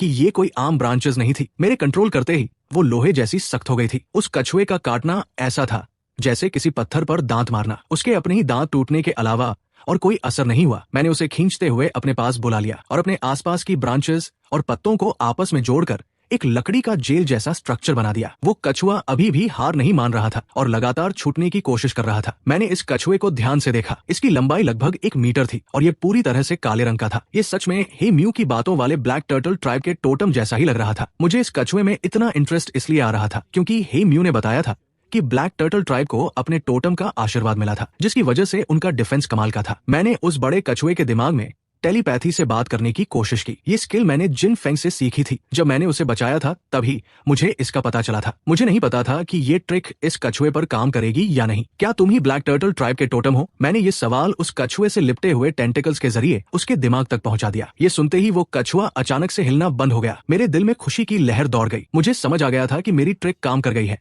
और मैं मैसेज भेज सकता हूँ। लेकिन वो कछुआ वहाँ बिल्कुल सुन पड़ा था और कोई जवाब नहीं दे रहा था। मैंने उसे दोबारा मैसेज भेजा, तुम जो भी कहना चाहते हो बस अपने दिमाग में सोच लो, मुझे सब समझ आ जाएगा। मेरा इतना कहना ही था कि उस कछुए ने अपना सिर और चारों पैर फुर्ती से अपने खोल के अंदर छिपा लिए। मुझे अंदाजा नहीं था कि इस कछुए का दिल इतना छोटा होगा और ये इतना डरपोक निकलेगा। मैंने बड़ी शांति से कुछ देर इंतजार किया और आखिरकार मुझे कुछ महसूस हुआ। मैं पहले ब्लैक टर्टल ट्राइब का टोटम हुआ करता था, पर अब वो ट्राइब ही नहीं रही। बॉस, मैं तो बस एक छोटा सा आम कछुआ हूँ। मैं आपके आगे हाथ जोड़ता हूँ, मुझे जाने दो। आप ही देखो, मेरी पूरी बॉडी में सिर्फ हड्डियां हैं, थोड़ा सा भी मांस नहीं है। प्लीज मुझे मत खाना, मेरा स्वाद बहुत खराब है। मैं बिल्कुल भी अच्छा नहीं हूँ। बॉस, अगर आपको भूख लगी है तो मैं आपके लिए नदी से मछली पकड़ लाऊंगा। प्लीज मुझे आजाद कर दो, मैं रोज आपके लिए मछलियां पकड़ कर लाऊंगा। मैंने जल्दी से उस कछुए के साथ अपना कनेक्शन काट दिया। उसकी बातें तो खत्म होने का नाम ही नहीं ले रही थी, बस लगातार मुझे छोड़ने की भीख मांग रहा था। ठीक है, मैं तुम्हें छोड़ दूंगा, लेकिन पहले शांत हो जाओ, मुझे तुमसे कुछ पूछना है। मैंने उसे बस इतना मैसेज भेजा और तुरंत फिर से कनेक्शन डिस्कनेक्ट कर दिया। कुछ देर बाद मैंने आखिरकार देखा कि उस बड़े कछुए ने डरते डरते अपना सिर खोल से बाहर निकाला। उसने इधर उधर देखा और जल्दी से अपना सिर वापस अंदर खींच लिया। मुझे लगा कि अब वो थोड़ा शांत हो गया होगा, तो मैंने दोबारा कनेक्शन जोड़ दिया। मैंने पूछा, तुमने किसी समय ब्लैक टर्टल ट्राइब के लोगों को अपना आशीर्वाद दिया था ना? उस कछुए ने धीरे से सिर बाहर निकाला और हाँ में हिलाया। बॉस, पर उन लोगों ने मुझसे जबरदस्ती करवाया था। मैं ऐसा बिल्कुल नहीं करना चाहता था। ये प्रिमिटिव लोग तुम्हें आशीर्वाद देने के लिए मजबूर कर सकते हैं। देखो, मुझसे झूठ मत बोलना। ये सुनते ही कछुआ रोने लगा और अपनी बेचारी किस्मत का रोना रोने लगा। बॉस, मैं सच में एक छोटा सा नॉर्मल कछुआ हूँ। मेरे पास आप जैसी भयानक ताकत नहीं है। मैं तो बस किसी बड़ी नदी में आराम से अपनी जिंदगी जी रहा था। एक दिन अचानक इन लोगों ने मुझे किनारे पर खींच लिया और दबाव बनाकर मुझे अपना टोटम बनने को कहा। मैं शुरू में तो नहीं माना और जैसे ही मुझे मौका मिला मैंने भागने का प्लान बनाया, पर उन्होंने मुझे पकड़ लिया और फिर से वापस ले आए। उन्होंने मुझे धमकी दी कि अगर मैंने दोबारा भागने की कोशिश की तो वो मुझे जिंदा पानी में उबाल कर खा जाएंगे। उन लोगों की ऐसी धमकियां सुनकर ही मुझे मजबूरन उनका टोटम बनना पड़ा। ये प्रिमिटिव लोग इतने खतरनाक हो सकते हैं। उस ब्लैक टर्टल की रोने वाली आवाज सुनकर मैं साफ इमेजिन कर सकता था कि उसने कितने बुरे दिन देखे थे। मुझे लगा सच में मेरे ट्री ट्राइब वाले लोग ही अच्छे थे। कम से कम उन्होंने मेरे साथ कभी ऐसी जबरदस्ती तो नहीं की। लेकिन अगले ही पल मुझे वो वक्त याद आया जब ये लोग पहली बार यहाँ आए थे। हालांकि वो मुझसे प्रोटेक्शन की भीख मांग रहे थे, पर अगर मैंने मना कर दिया होता तो शायद मेरा हाल भी इस कछुए जैसा ही होता। और सोचो, इस कछुए के पास तो कम से कम भागने के लिए पैर है, पर मैं तो एक पेड़ हूँ। मेरे पास तो पैर तक नहीं है। अगर भागना भी चाहूँ तो 1 इंच भी नहीं हिल सकता। अचानक से मुझे एक नया डर महसूस होने लगा। नहीं, ऐसा नहीं चलने दिया जा सकता। माना कि अभी ट्री ट्राइब के लोग मेरी बहुत पूजा करते हैं, पर क्या पता किस दिन उनका दिमाग घूम जाए और वो मुझ पर फेथ रखना छोड़ दे। मैं अपनी सिक्योरिटी इनके भरोसे नहीं छोड़ सकता। मुझे और भी ज्यादा ताकतवर बनना होगा। वो कछुआ अभी भी झूठ बोल रहा था। उनका टोटम बनने का मुझे बस एक ही फायदा मिला था कि मुझे खुद शिकार पर नहीं जाना पड़ता था। वो लोग मुझे रोज खाना ला कर देते थे। मैंने आहिस्ता से सिर हिलाया। ये बिल्कुल वैसा ही था जैसे ट्री ट्राइब वाले मुझे सैक्रिफाइस ऑफर करते थे। फिर एक दिन वो लोग मेरे पास आए और मुझसे आशीर्वाद मांगने लगे। लेकिन भाई, मुझे क्या पता था ये आशीर्वाद क्या होता है। मैं ध्यान से सुनने लगा क्योंकि यही तो मैं जानना चाहता था। मेरा इस कछुए को इस तरह रोकने का असली मकसद यही सवाल पूछना था। आखिर में जब मैं बिल्कुल लाचार हो गया तो मैंने मजबूरी में अपने खून की कुछ बूंदें निकालकर उन्हें दे दी। और हैरान करने वाली बात यह थी कि सच में इसका असर हुआ। जिन लोगों ने मेरा खून पिया उनका शरीर मजबूत हो गया और उन्हें चोट लगना भी कम हो गया। बस यही था मेरा उन्हें आशीर्वाद देने का पूरा तरीका। तो बात यह थी कि उन्होंने इस कछुए का खून पिया था। इस हिसाब से देखा जाए तो जो फ्लावर पेटल्स मैंने हे म्यू को दिए थे वो भी तो मेरे शरीर का ही हिस्सा थे। इसका मतलब था कि ट्री ट्राइब के लोगों ने भी एक तरह से मेरा ही फ्लेश और ब्लड खाया था। ये सोचकर ही मुझे अंदर तक झुरझुरी सी हो आई और मेरा डर थोड़ा और बढ़ गया। मैंने दोबारा उससे पूछा, तो जब तुम टोटम बने क्या तुम्हें अपने शरीर के अंदर कुछ नया महसूस हुआ था? उस कछुए ने हाँ में सिर हिलाया। मुझे सच में अपने अंदर कुछ नया सा फील हुआ था। वो चीज अभी भी थोड़ी बहुत मेरे अंदर बची हुई है। बॉस, क्या आप जानते हैं वो क्या चीज है? मैं उसे फेथ पावर बुलाता हूँ। जब ये प्रिमिटिव लोग किसी टोटम की पूजा करते हैं तो यही ताकत हमारे अंदर आती है। फेथ पावर, तो उस ताकत का ये नाम है। बॉस, आप तो बहुत ही महान है, आपको इतनी गहरी बातें भी पता है। मैं अंदर ही अंदर हंसा। ये कछुआ मक्खन लगाना भी जानता था। जरूर ये सब इसलिए कर रहा था ताकि मैं इसे छोड़ दूं। ठीक है, मेरा सवाल अब खत्म हो गया है। अब तुम आगे कहाँ जाने का इरादा रखते हो? उस कछुए ने जवाब दिया, कहीं कोई नया ठिकाना ढूंढूंगा रहने के लिए। मैं हंसा और बोला, अगर तुम मेरे अंडर काम करो तो कैसा रहेगा? अगर तुम कहीं और अपना ठिकाना बनाओगे तो हो सकता है कोई तुम्हें वापस से पकड़ ले। मैंने ये सोचा क्योंकि मेरी खुद की पावर अभी पूरी तरह बढ़ी नहीं थी, इसलिए 2-4 बॉडीगार्ड्स रखने में कोई बुराई नहीं थी। मैंने पहले ही एक मधुमक्खी को अपना सबॉर्डिनेट बना लिया था। अब सोचा एक कछुए को भी शामिल कर लूं। उस कछुए ने डरते डरते पूछा, बॉस, क्या मैं मना कर सकता हूँ? मैं तो बस उस कछुए से सलाह ले रहा था और प्यार से समझा रहा था, पर लगता है उसने बात का गलत मतलब निकाल लिया। मैंने कहा, डरो मत, मैं तुम्हें छोड़ दूंगा। लेकिन उसने अपने आप से लिपटे हुए उन पेड़ की बेलों को देखा और बिना सोचे सिर हिलाया। अरे भाई, मैं सच में तुम्हें जाने दूंगा। तुम मुझ पर विश्वास क्यों नहीं करते? कछुए ने मन ही मन सोचा, तुम्हारी बात पर विश्वास करना ही मेरी सबसे बड़ी भूल होगी। मैंने उस बड़े कछुए को वापस छोटी नदी में छोड़ दिया। उसने कसम खाई कि वो बस इस आसपास के इलाके में ही रहेगा और रोज मेरे लिए एक मछली पकड़ कर लाएगा। मैंने भी उसे मना नहीं किया। खाली बैठने से अच्छा था उसे कोई काम मिल गया था। उस कछुए के जाने के बाद मैं वापस गहरी सोच में डूब गया। मैंने अपने नीचे बसने वाले उस ट्री ट्राइब को देखा। पहले मेरे दिमाग में एक इंसान होने का इमोशन था, इसलिए इस ट्राइब के लोगों के लिए मेरे दिल में एक सॉफ्ट कॉर्नर था। और यही वजह थी कि जब हे म्यू ने मुझसे आशीर्वाद मांगा तो मैंने बिना सोचे उसे अपना फूल का पेटल दे दिया था। लेकिन आज इस बड़े कछुए की कहानी सुनकर मुझे एक असलियत समझ में आई। इन प्रिमिटिव लोगों की नजरों में मैं सिर्फ एक पेड़ हूँ। अगर कल को इन लोगों की ताकत मेरी ताकत से बड़ी हो गई तो हो सकता है ये मेरे ही खिलाफ हो जाए, पर मैं इन प्रिमिटिव लोगों को पूरी तरह छोड़ भी नहीं सकता था। आखिर इनकी दी हुई फेथ पावर ही तो मुझे बड़ा और ताकतवर बना रही थी। आगे से मुझे इन प्रिमिटिव लोगों के साथ डील करते वक्त बहुत केयरफुल रहना होगा। ना तो मैं आंखें बंद करके इनकी मदद कर सकता था और ना ही इन्हें इनके हाल पर छोड़ सकता था। अगले दिन हे म्यू उन ब्लैक टर्टल ट्राइब के लोगों के पास गया और उनसे उस बड़े कछुए के बारे में पूछताछ की। मैंने उनकी पूरी बात बिल्कुल साफ साफ सुन ली। उन लोगों का जवाब भी लगभग वैसा ही था जैसा कल उस कछुए ने मुझे बताया था। उन्होंने सच में उस कछुए को पकड़ा था और उसे अपना खून देने पर मजबूर किया था ताकि वो उससे फायदा उठा सके। ब्लैक टर्टल ट्राइब के एरिया से बाहर निकलते वक्त हे म्यू का चेहरा काफी टेंस लग रहा था। वो फिर से अकेले मेरे पास चला आया और अपना सिर उठाकर मुझ विशाल प्राचीन पेड़ को देखने लगा। बहुत देर बाद उसने आहिस्ता से कहा, एंशिएंट ट्री, मैंने ब्लैक टर्टल ट्राइब के लोगों से बात की है और मुझे पता चल गया है कि उन्होंने अपने टोटम के साथ क्या सलूक किया था। लेकिन हे म्यू की आंखों में एक अजीब सा जुनून झलक रहा था। ट्री ट्राइब कभी भी एंशिएंट ट्री के साथ ऐसी हरकत नहीं करेगा। मैं शांति से उसकी बातें सुनता रहा, कोई जवाब नहीं दिया। तभी हे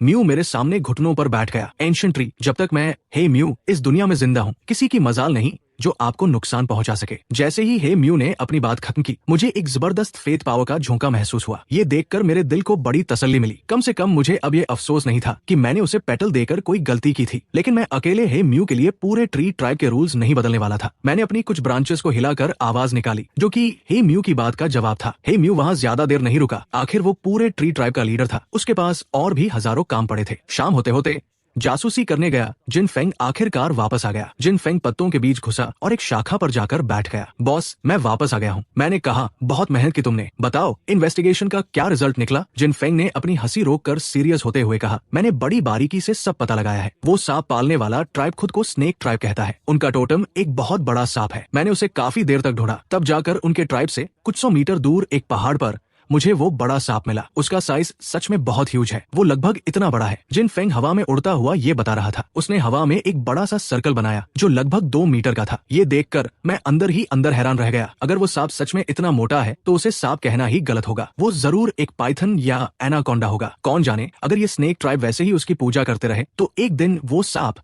एक बड़ा ड्रैगन भी बन सकता है। पर यह बात अलग थी कि मुझे खुद नहीं पता था कि इस दुनिया में ऐसा एवोल्यूशन पॉसिबल भी है या नहीं। जिन फेंग ने अपनी एक्शन दिखाने के बाद वापस नीचे बैठ गया और बोलता गया। स्नेक ट्राइब में लगभग 200 लोग हैं। वो शिकार करने में एक्सपर्ट है और अक्सर जानवरों का शिकार करने जंगलों में जाते हैं। वो लोग सांप भी पालते हैं। उनके कबीले में लगभग हर शख्स के पास एक सांप होता है और उनमें से ज्यादातर जहरीले होते हैं। उसकी बातें सुनकर मेरा दिल थोड़ा भारी हो गया। स्नेक ट्राइब की पावर बहुत स्ट्रांग थी। अगर ट्री ट्राइब की उससे कंपैरिजन की जाए तो हमारे लोग उनसे आधे भी नहीं थे। पावर का गैप भी बड़ा था। अगर दोनों ट्राइब्स के बीच बैटल हुई तो ट्री ट्राइब एक मिनट भी उनके आगे टिक नहीं पाएगा। ऐसा लग रहा था कि मुझे जल्दी से जल्दी कुछ नए डेवलपमेंट प्लान्स सोचने होंगे। मैंने बड़ी गहराई से इस मसले पर सोचा और डिसाइड किया कि सबसे पहले फार्मिंग की टेक्निक सिखानी पड़ेगी। अभी ट्री ट्राइब का मेन फूड सोर्स शिकार था और थोड़ी बहुत चीजें वो जंगल से इकट्ठा कर लेते थे। लेकिन जैसे जैसे ट्री ट्राइब की पॉपुलेशन बढ़ती जा रही थी, सिर्फ शिकार और सब्जियों पर डिपेंड रहना बिल्कुल इम्पॉसिबल होने वाला था। पर मैंने तुरंत ये नॉलेज उन्हें नहीं दी। मुझे एक सही टाइम का इंतजार था। इस बीच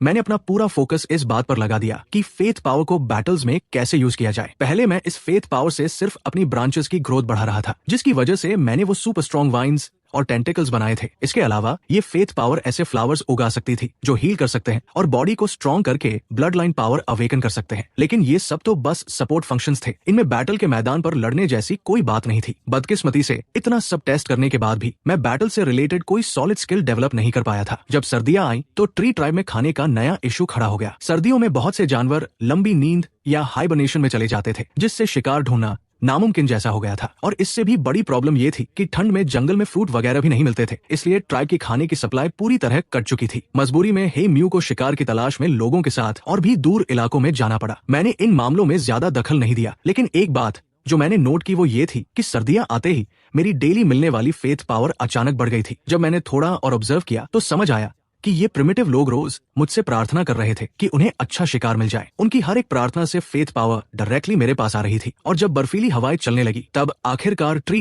ट्राइब वालों का हाल बुरा हो गया। वो लगातार कई दिनों से शिकार करने में बिल्कुल फेल हो चुके थे। ऐसे मुसीबत के वक्त में किंगशी नाम का एक आदमी जो पहले ब्लैक टर्टल ट्राइब का हिस्सा था, हे म्यू के सामने आ खड़ा हुआ। ट्राइब लीडर, हमने लगातार कई दिनों से अन्न का एक दाना नहीं खाया है। अगर ऐसा ही चलता रहा तो यहाँ के सभी लोग भूख से तड़प कर मर जाएंगे। हे म्यू का चेहरा भी उतरा हुआ था। ये बात उसे भी अच्छी तरह पता थी और पूरे कबीले का लीडर होने के नाते उसे इस परेशानी का बाकियों से ज्यादा अंदाजा था। किंगशी आगे बोलता गया, ट्राइब लीडर, क्या हम लोग एंशिएंट ट्री से मदद नहीं मांग सकते? हे म्यू थोड़ा कंफ्यूज हो गया और उसने पूछा, हम एंशिएंट ट्री से मदद क्यों मांगे? एंशिएंट ट्री तो हमारे टोटम है ना, क्या उन्हें हमारी रक्षा नहीं करनी चाहिए? हे म्यू ने सिर हिलाते हुए जवाब दिया, एंशिएंट ट्री यकीनन हमारी रक्षा करते हैं, पर इसका मतलब ये नहीं कि हम हर छोटी बात पर उनके पास जाकर मदद मांगने लगे। और वैसे भी अभी हमारी हालत ऐसी नहीं हुई है कि हम भूखे मर जाएं। माना कि हमें जंगली जानवर शिकार के लिए नहीं मिल रहे हैं, पर फिर भी जंगल में खाने की कुछ और चीजें मिल ही सकती हैं। हे म्यू का इशारा पेड़ की छाल और पत्तों की तरफ था। इनको खाकर भी गुजारा तो चल ही सकता था। हे म्यू को पक्का यकीन था कि इन्हीं चीजों को चबा कर वो इस ठंड के मौसम को पार कर लेंगे। जिसने ये सलाह दी थी, हे म्यू ने उसे वहाँ से धक्के मारकर निकाल दिया। ऐसी मामूली परेशानियों के लिए हम अपने एंशिएंट ट्री को डिस्टर्ब नहीं कर सकते। यही सोच चल रही थी हे म्यू के दिमाग में। लेकिन वहाँ से निकलने के बाद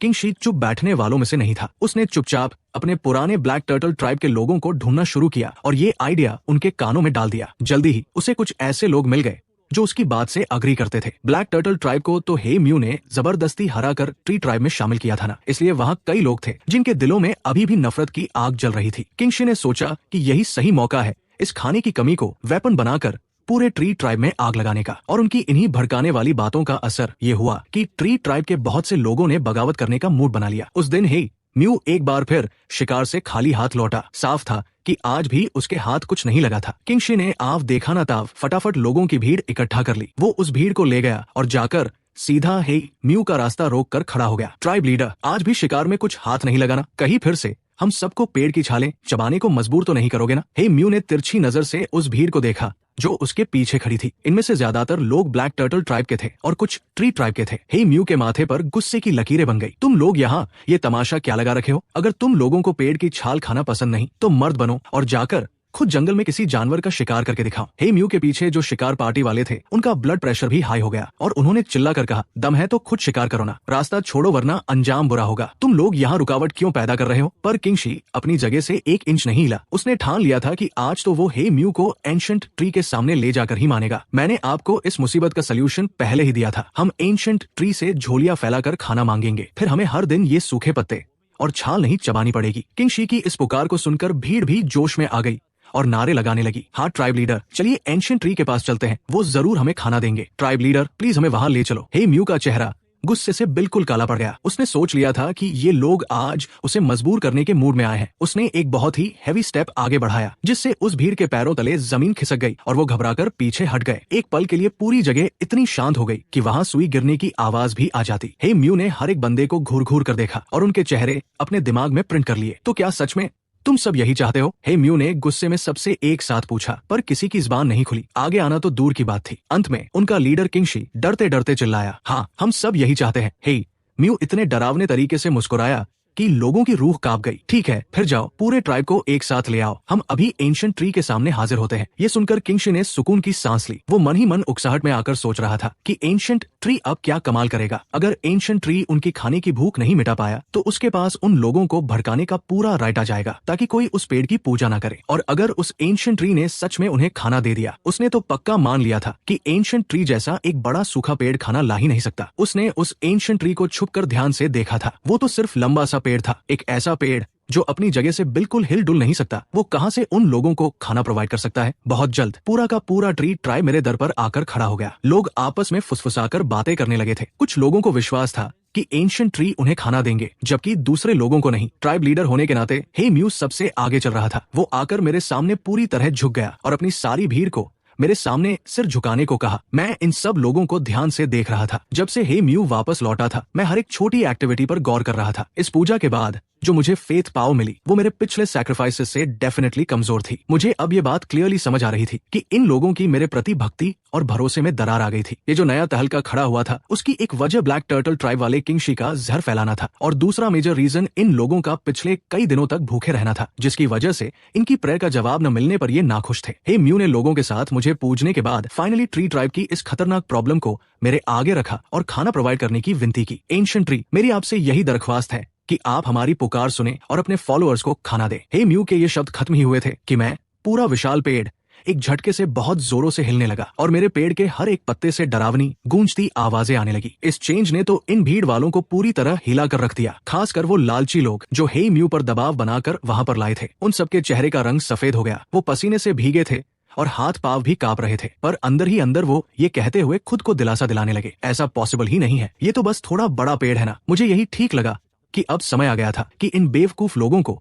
उनके इन बेहुदा ख्यालों के बारे में सही ज्ञान दूं। मैंने थोड़ा रुककर दो सिंपल वर्ड्स कहे, हे म्यू। हे म्यू उसी सेकंड जमीन पर घुटनों के बल बैठ गया। एंशिएंट ट्री, हे म्यू यहाँ हाजिर है। उसी वक्त उसके आगे जितने भी उसके लोग थे सभी फटाफट घुटने टेक कर बैठ गए थे। इस सीन में इन सब की शक्लों पर हॉरर का मजा जरूर था। कौन सोच सकता था कि वो लोग जिसका अपना पेड़ टोटम मानते थे आज वही बोलना स्टार्ट करेगा। क्या ये पेड़ वाकई कुछ पावर रखता था? और वही दूसरी तरफ हे म्यू घुटनों के बल आराम से मुस्कुराते हुए बैठा था और अंदर ही अंदर कह रहा था, तुम लोगों ने सच्ची श्रद्धा से एंशिएंट ट्री की पूजा ही नहीं की। ठीक हुआ तुमने खुद अपना अंजाम उनकी पाव में देखा ना। मैंने दोबारा आवाज निकाली जिसका बूम वाला शोर एक गर्जना की तरह गूंजा। तुम लोगों ने मुझसे खाना मांगना शुरू किया। हे म्यू ने हल्के से सिर हिलाया। एंशिएंट ट्री ट्राइब के पास सच में खाना बहुत कम बचा है, इसलिए हमारे कुछ मेंबर्स आपसे खाना मांग रहे हैं। मेरे इस रिएक्शन से सारा पेड़ दोबारा हिलने लगा। जो भी सच्चे दिल से मेरी पूजा करेगा उसे ही मेरे पास से खाना मिलेगा। इन्हीं शब्दों के खत्म होने के बाद सारे लोग सिर को ऊपर उठाने लगे थे और एक्साइटमेंट और शॉक में पागल थे, जिनकी खुशी क्लियरली उनके चेहरों पर दिख रही थी। हे म्यू को भी इस लेवल का कोई अंदाजा नहीं था कि उसकी पुकार सच में पूरी हो जाएगी, जिस पर उसे भरोसा तक नहीं था, जिसका असर ये पड़ा कि उसका मेरे लिए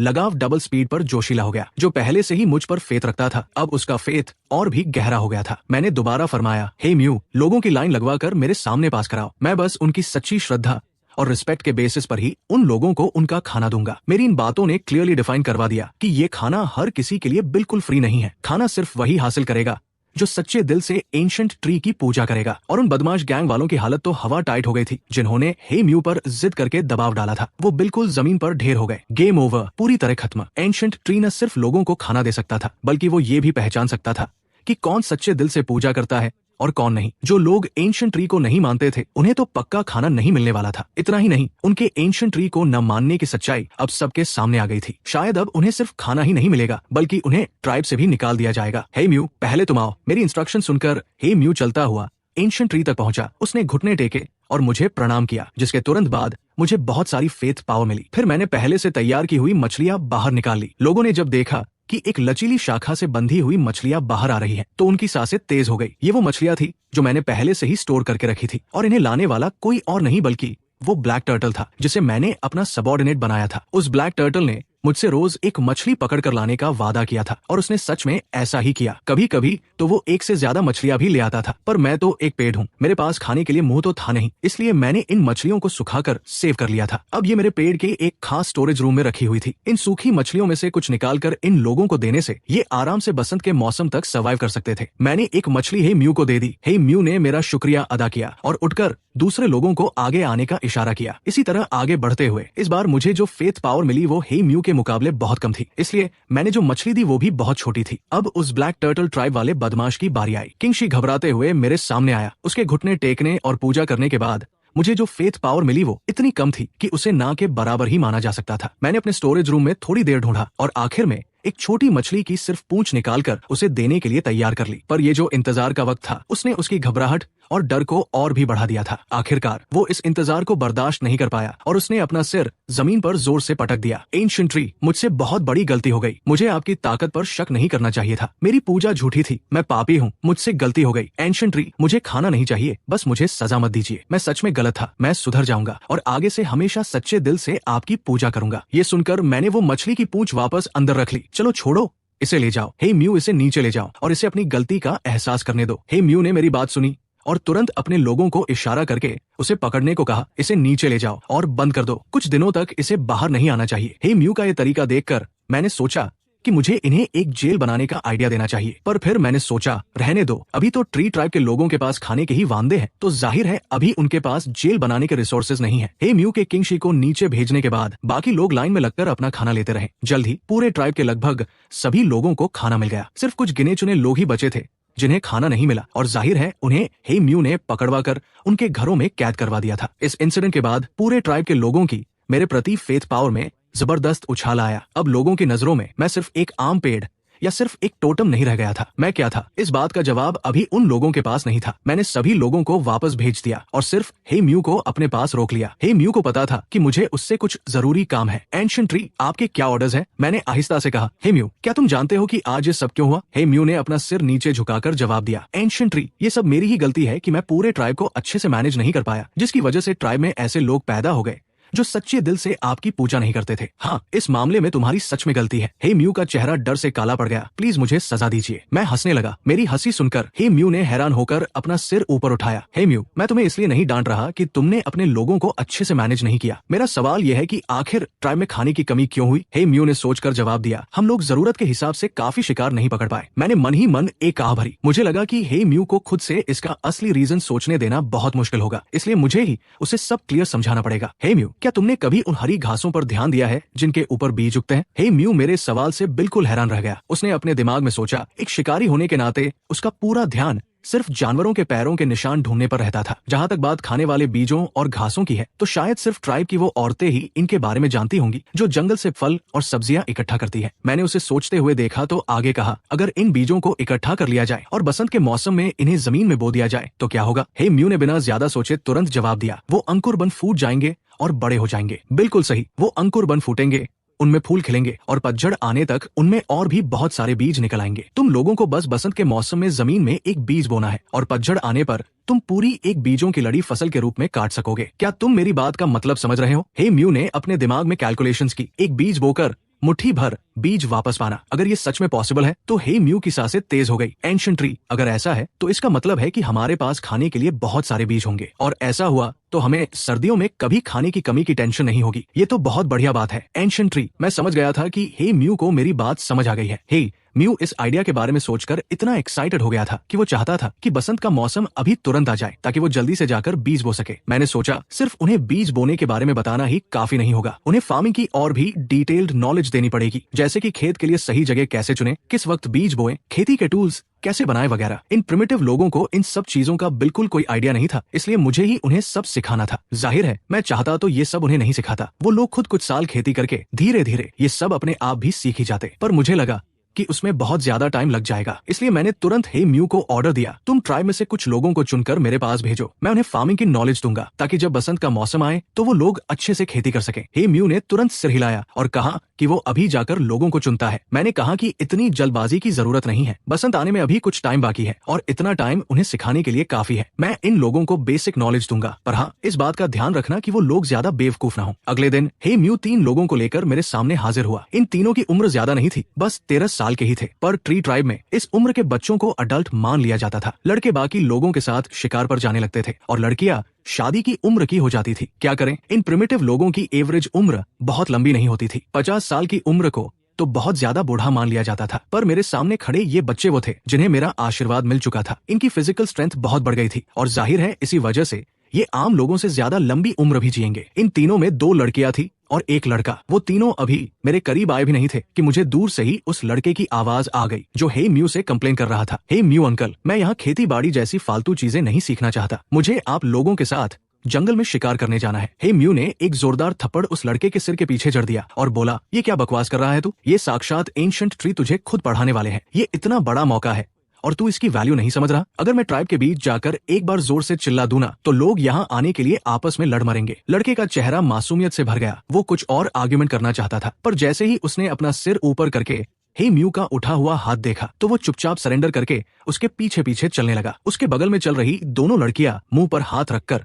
चुपके चुपके हंस रही थी। हे म्यू उन तीनों को मेरे सामने लाया और उन्हें इंस्ट्रक्शन दी कि वो ध्यान से सब सीखें और कोई चोरी या मक्कारी ना करे। लड़के ने बड़बड़ाते हुए कहा, यहाँ साक्षात एंशिएंट ट्री के सामने चोरी या मक्कारी करने की हिम्मत कौन कर सकता है भला? हे म्यू ने उसे घूर कर देखा और पूछा, तूने क्या कहा? लड़के ने तुरंत मेरी तरफ मुड़कर पूरी श्रद्धा के साथ कहा, मैं एंशिएंट ट्री की दी हुई सारी नॉलेज को पूरे फोकस के साथ सीखूंगा। मैं अंदर ही अंदर मुस्कुरा रहा था। मैंने हे म्यू को तसल्ली दी कि वो इन तीनों को मेरे पास छोड़कर बेफिक्र होकर जा सकता है। इन तीनों में से लड़के का नाम शान जेडाई था और दोनों लड़कियों के नाम वायु और किंगली थे। ये तीनों बचपन से ही बड़ों के साथ एंशिएंट ट्री की पूजा करते आए थे और मेरे सच्चे बिलीवर्स थे। लड़का हालांकि शिकार पर जाना चाहता था, पर एंशिएंट ट्री का स्टूडेंट चुने जाने पर वो अंदर से बहुत खुश और प्राउड फील कर रहा था। मैंने सबसे पहले उन तीनों से कुछ बेसिक सवाल पूछे। दोनों लड़कियां कुछ बीजों को पहचान लेती थी, पर शान जेडाई को इस बारे में बिल्कुल जीरो नॉलेज थी। मैंने सबसे पहले उन्हें सही और अच्छी क्वालिटी के बीज चुनना सिखाया। मेरी बातें सुनकर किंगली कुछ कहना चाहती थी पर रुक गई। फिर भी उसने थोड़ी हिम्मत करके कहा, एंशिएंट ट्री, हमने जो भी बीज जमा किए थे वो सब तो खाने में खत्म हो चुके हैं। अब ट्राइब में बिल्कुल भी बीज नहीं बचे हैं। मैंने अपनी एक शाखा आगे की, जिसके सिरे पर मैंने पत्तों को मोड़कर एक बड़े से थैले जैसा डिजाइन बनाया था। उस थैले के अंदर कई अलग अलग तरह के ढेरों बीज भरे हुए थे। जाहिर है जब मैंने उन्हें फार्मिंग सिखाने का प्लान बनाया था तो मैं बिना तैयारी के कैसे रह सकता था। मैंने बहुत पहले ही जिन फेंग को ऑर्डर दे दिया था कि वो जब भी खाने की तलाश में बाहर जाए तो आसपास के पौधों से बीज भी इकट्ठा कर लाए। पूरे पतझड़ के मौसम में मैंने बहुत सारे बीज जमा कर लिए थे, जिनमें से कुछ तो ट्री ट्राइब के एरिया के बाहर से भी लाए गए थे। इतने सारे और अलग अलग तरह के बीज जमा करने का पूरा क्रेडिट जिन फेंग की मेहनत को ही जाता था। उन तीनों ने जब बीजों का वो बड़ा सा थैला देखा तो उनके मुंह खुले के खुले रह गए। वो मन ही मन सोच रहे थे, एंशिएंट ट्री, आपके पास इतने सारे बीज कहाँ से आ गए? जाहिर है मैं उनके इन सवालों का जवाब नहीं देने वाला था। मैंने उन्हें खुद ही अंदाजा लगाने के लिए छोड़ दिया। अब जब बीज आ गए थे तो पढ़ाई शुरू की जा सकती थी। बीजों को पहचानने के बाद मैंने उन्हें खेत जोतने के टूल्स बनाना सिखाया और साथ ही ये भी सिखाया कि इन टूल्स का इस्तेमाल कैसे करना है। वो तीनों ही बहुत स्मार्ट और इंटेलिजेंट थे। मुझे उन्हें ये सब सिखाने में ज्यादा मेहनत नहीं करनी पड़ी। इसके बाद बारी थी प्रैक्टिकल प्रैक्टिस की। मैंने उन तीनों को छोटी नदी के पास एक खाली बंजर जमीन का टुकड़ा चुनने को कहा और अपने टूल्स का इस्तेमाल करके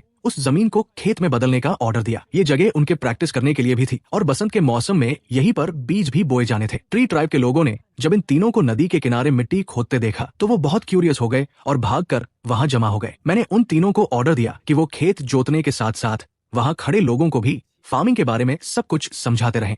जब बसंत का मौसम आया तब तक पूरा ट्री ट्राइब फार्मिंग की बेसिक बातों को समझ चुका था। मेरे कैलकुलेशंस के हिसाब से मुझे पता था कि बसंत कब आएगा और जैसे ही सही वक्त आया मैंने उन तीनों को चुने हुए बीजों को जमीन में बोने का ऑर्डर दे दिया। ट्री ट्राइब के बाकी लोग भी मदद करने के लिए आ गए। उन्हें मेरी बातों पर पूरा विश्वास था, इसलिए उन्होंने छोटी नदी के किनारे कई छोटे बड़े खेत तैयार कर लिए और उन सब में बीज बो दिए। फार्मिंग का काम सिर्फ बीज बोने से खत्म नहीं होता, इसके बाद भी फसलों की लगातार देखभाल करनी पड़ती है। वक्त वक्त पर खाद डालनी पड़ती है, जंगली घास फूस को हटाना पड़ता है और कीड़ों से फसलों को बचाना पड़ता है। हालांकि इन लोगों को मेरी गाइडेंस मिल रही थी, फिर भी पहली बार खेती करते वक्त उन्हें कई प्रॉब्लम्स का सामना करना पड़ा। अगर उन्हें ये सब खुद से ही सीखना पड़ता तो शायद उन्हें फार्मिंग के सही रूल्स समझने में कई साल लग जाते। इन्हें सिखाने के दौरान मुझे अपनी एक नई एबिलिटी का पता चला। मैं इन फसलों की ग्रोथ को बिल्कुल सटीक तरीके से देख और समझ सकता था और मुझे पता चल जाता था कि कब किस चीज की जरूरत है। इस तरह भले ही मेरे पास खेती का कोई प्रैक्टिकल एक्सपीरियंस नहीं था, फिर भी मैं दूसरों को बड़ी आसानी से गाइड कर पा रहा था। 6 महीने बीत गए। कुछ ऐसी फसलें जिनका ग्रोथ साइकिल ज्यादा लंबा नहीं था, वो पककर तैयार हो गई थी। ट्री ट्राइब ने अपनी पहली बम्पर फसल का जश्न मनाया। शान जेडाई और बाकी दोनों के डायरेक्शन में औरतों और बच्चों के एक ग्रुप ने मिलकर पकी हुई फसलों को काटा और जमा किया। ये फसल गेहूं जैसी ही थी, बस इसके बीजों का साइज नॉर्मल गेहूं से आधा था। पर इसके बावजूद ट्री ट्राइब के लोगों के लिए ये एक बिल्कुल नया एक्सपीरियंस था। उन्होंने अपनी प्रिमिटिव हिस्ट्री में पहली बार इस तरह से खाना हासिल किया था। हे म्यू ने जब जमा किए गए बीजों का इतना बड़ा ढेर देखा तो खुशी से उसका चेहरा खिल उठा। और अभी तो खेतों में ऐसी बहुत सी फसलें बाकी थी जो पककर तैयार होने वाली थी। हे म्यू अपने दिमाग में इमेजिन कर पा रहा था कि अगर वो लगातार इसी तरह बीज बोते रहे और फसलें काटते रहे तो उनके पास खाने के लिए बीजों का कभी न खत्म होने वाला स्टॉक जमा हो जाएगा। और अगर ऐसा हुआ तो उन्हें कभी शिकार करने की जरूरत ही नहीं पड़ेगी। हे म्यू ने शान जेडाई को खुशी से मुस्कुराते हुए देखा और पूछा, शान जेडाई, क्या अभी तुम शिकार पर जाना चाहते हो? शान जेडाई ने हंसते हुए जवाब दिया, हे म्यू अंकल, एंशिएंट ट्री सच में बहुत महान है। ये सब उन्हीं का दिया हुआ आशीर्वाद है। हे म्यू ने भी उसकी बात से अग्री करते हुए कहा, हाँ, ये सब एंशिएंट ट्री का ही आशीर्वाद है। अब हमें इस साल की सर्दियों में भूख से मरने का कोई डर नहीं है। शान जेडाई ने हे म्यू को एक आइडिया देते हुए कहा, हे म्यू अंकल, मुझे लगता है हमें और भी बंजर जमीनों को खेतों में बदल लेना चाहिए ताकि हम और भी ज्यादा बीज बो सके। हे म्यू ने हाँ में सिर हिलाया, बिल्कुल सही कहा, पर इससे पहले कि हम ये करें हमें एक बहुत ही जरूरी काम करना है, एंशिएंट ट्री की पूजा